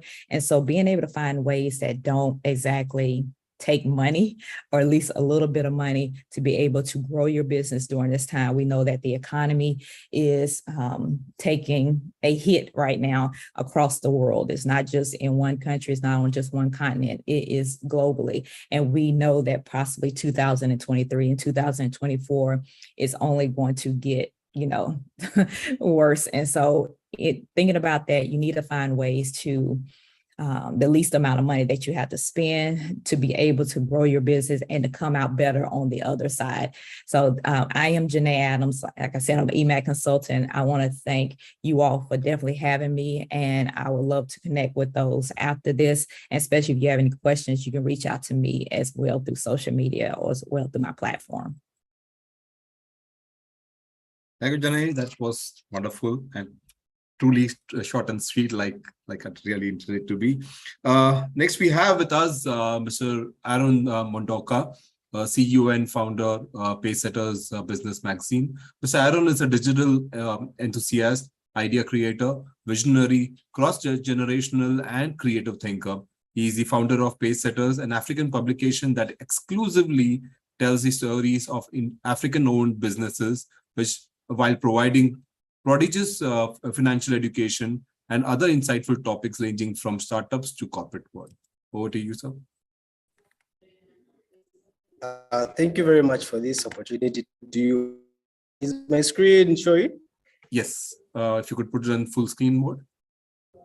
Okay, just wait. Slideshow. Can you see it now? Yes, yes. Please proceed. Thank you for this opportunity to speak to you all. Thank you to Coach for the opportunity and INE Africa for this wonderful time. Quickly, let me just tell you about Pacesetters and what we do. Then I'll go into building financial partnerships. This is about me. I bet the moderators already told you about me. Basically, I'm a founder of Pacesetters Business Magazine. I'm very passionate about telling the African business story to the world, that it's possible to make it in Africa. Yeah, and our focus mainly is financial education.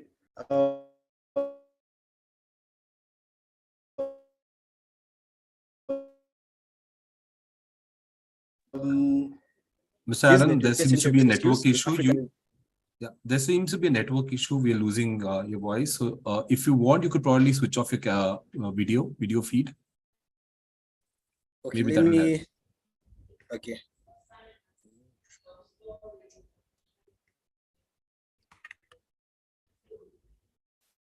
No, your video feed. You can show. You can still share your presentation. Okay.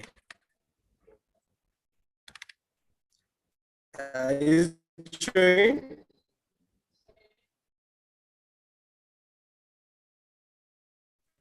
I think that's a network issue. Yeah, now we can see. Thank you. So basically about Pacesetters Business Magazine, it's a business information hub focusing on entrepreneurship, financial education, business wealth and investment, as well as leadership. So our products are mainly a business magazine. We do host business events. We're launching a podcast next month, as well as we've got access to over 4,000 young entrepreneurs in Zambia and across Africa. Definitely, Africa is headed for something good.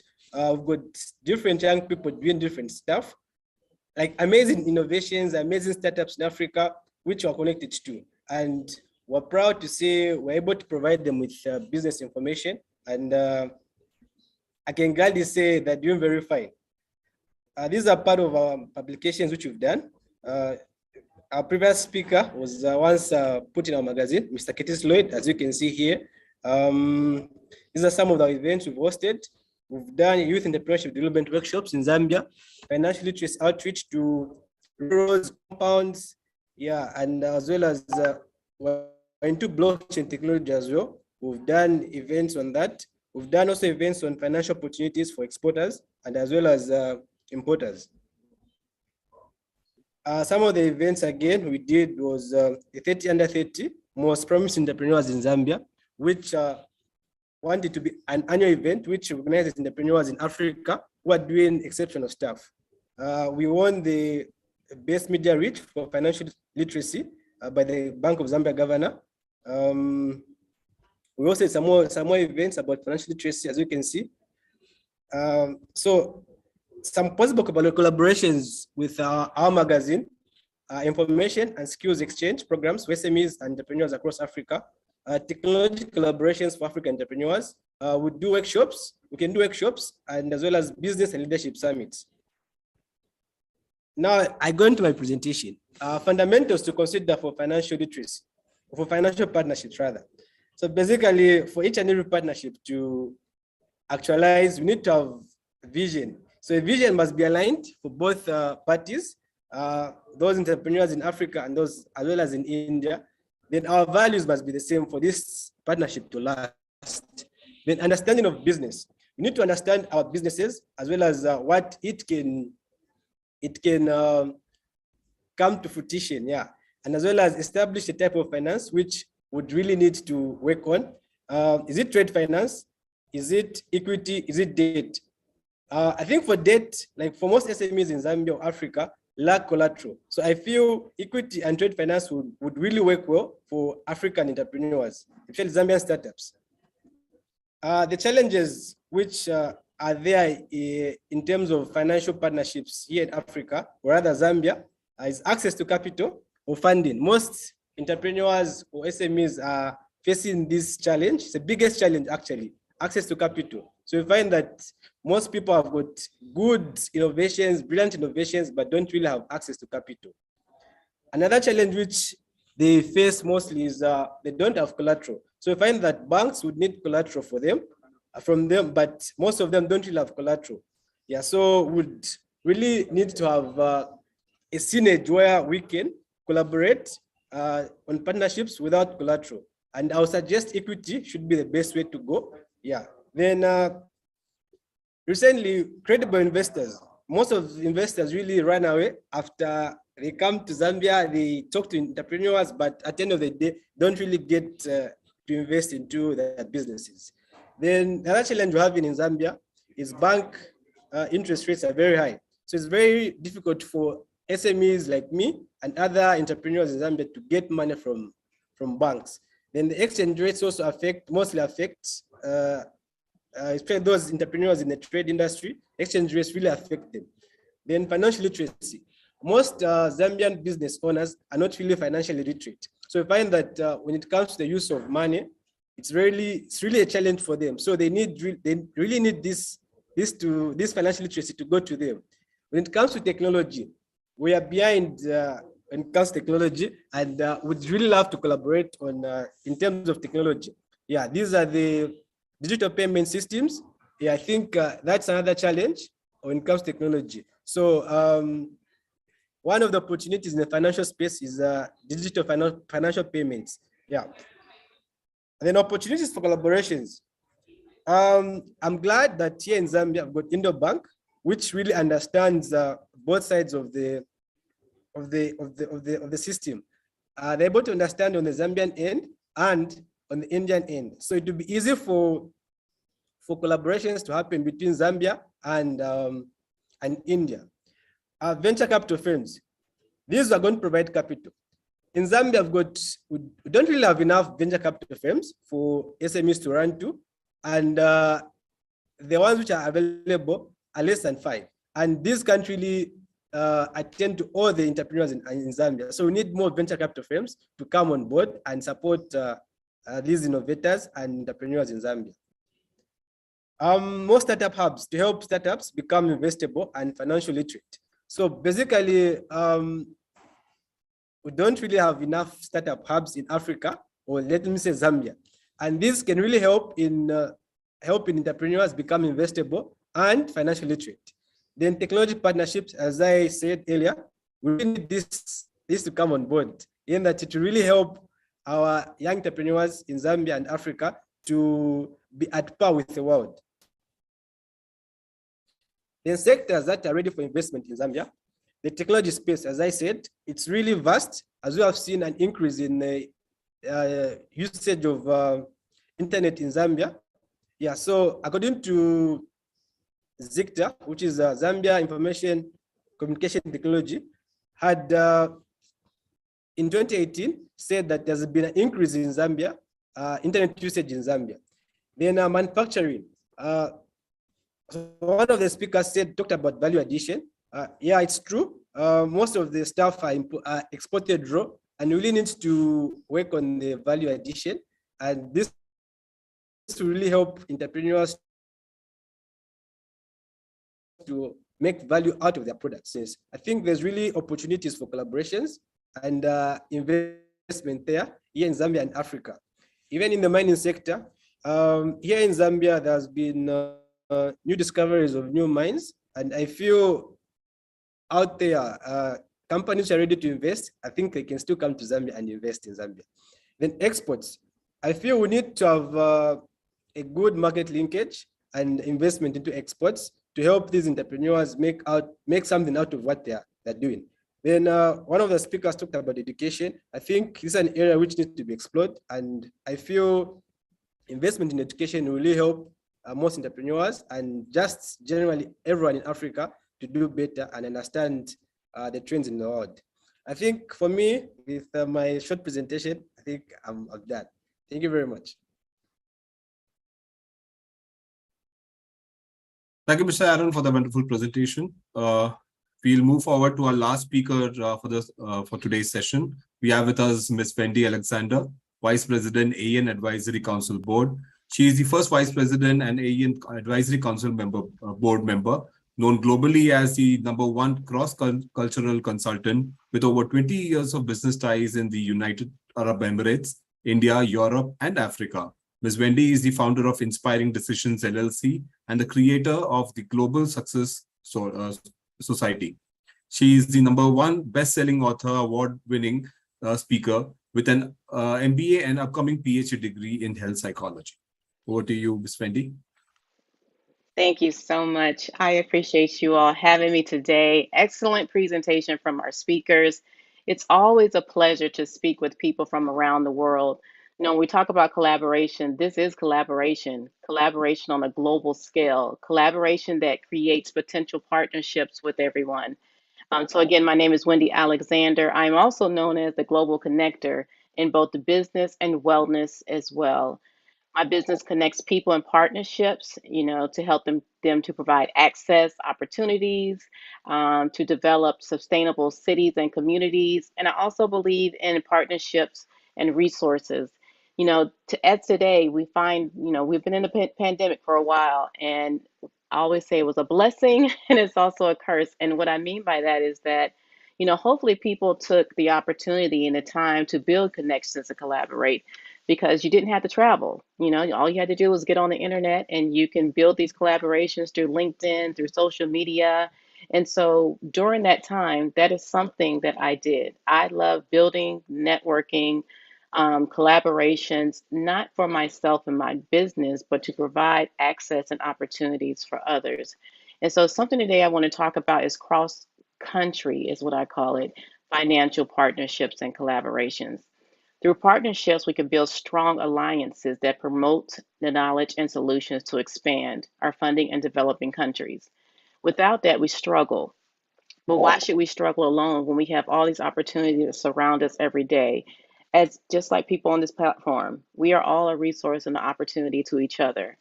And so I always say, you know, the first thing I'm going to do is I'm going to ask myself, when starting any type of partnership, you know, what is it that I want for a partnership? I define the partnership, and I also consider, you know, the 5 characteristics of partnership: communication, accessible, flexible, providing benefits, and also what is the results for both parties? Are they measurable results? These things that you have to take in consideration when you are talking about doing a partnership, especially cross-border collaboration.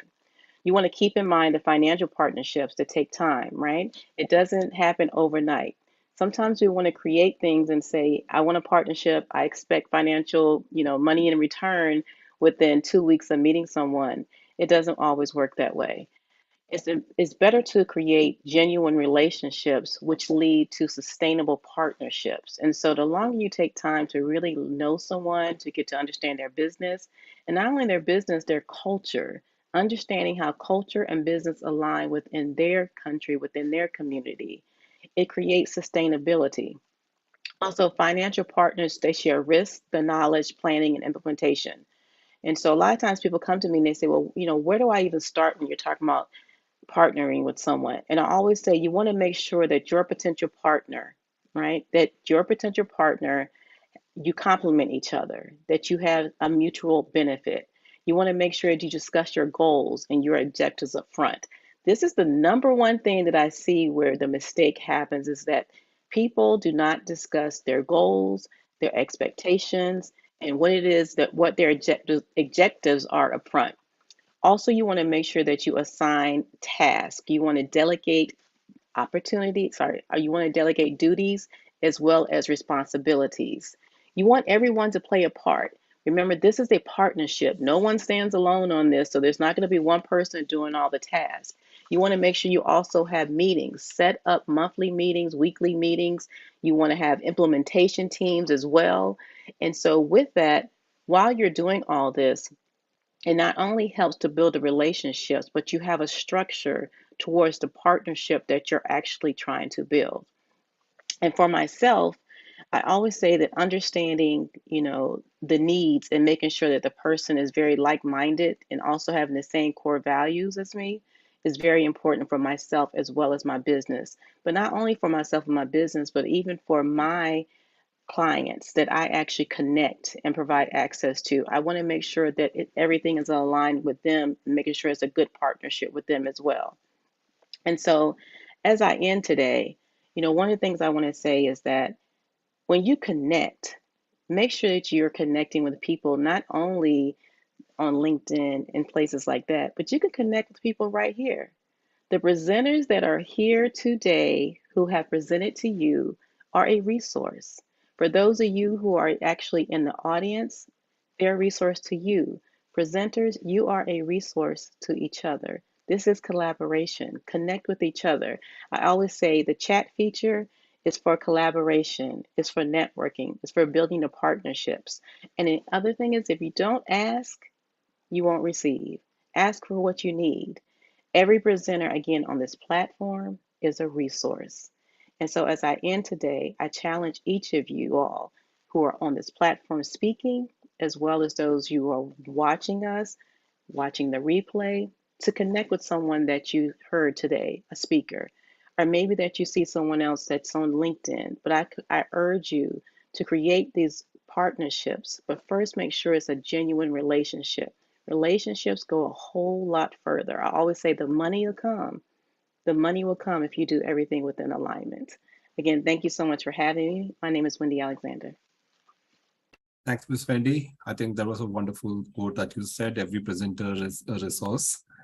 With that, we have with us Mr. Sanjeev Rao. He's going to give us the summary for today's session and closing remarks from his end. Mr. Sanjeev Rao is CEO, S3 Consultants and President, Global Advisory Committee, AEN. Mr. Rao has more than 41 years of expertise in investment banking, manufacturing, IT, international business development, and P&L management.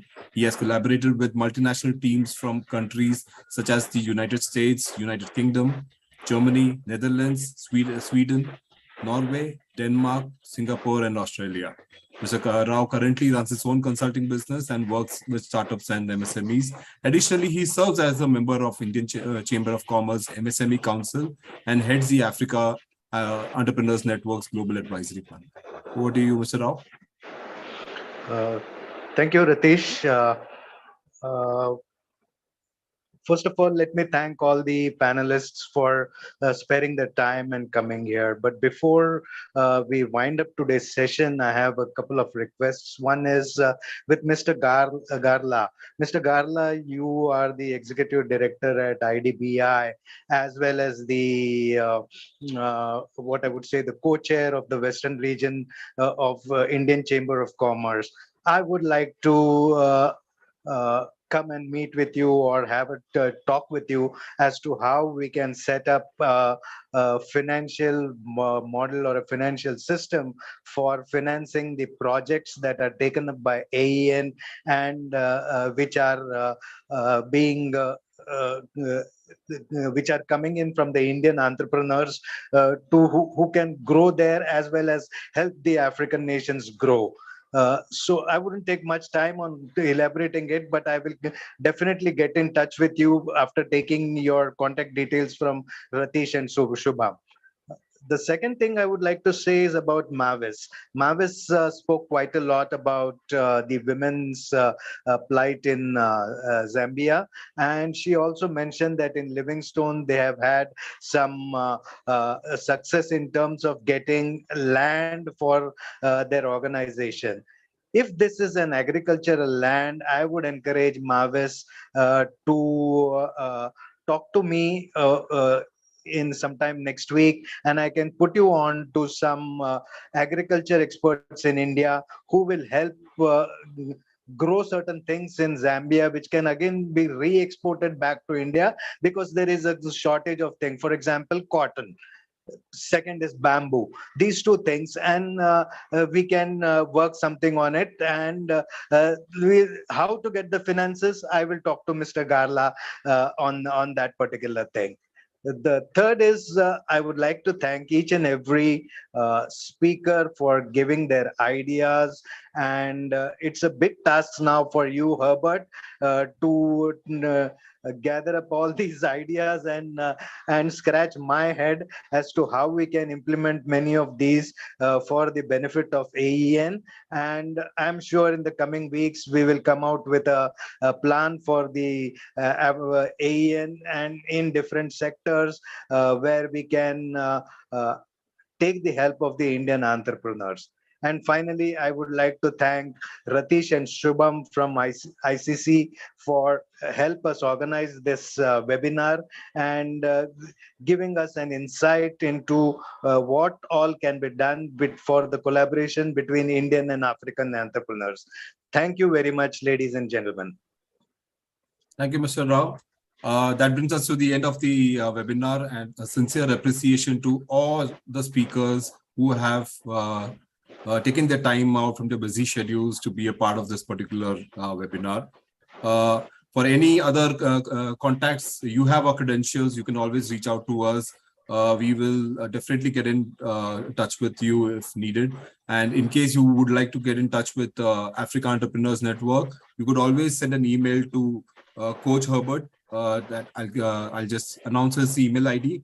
It's COACHHERBERT, Coach Herbert, at africaentrepreneursnetwork.org.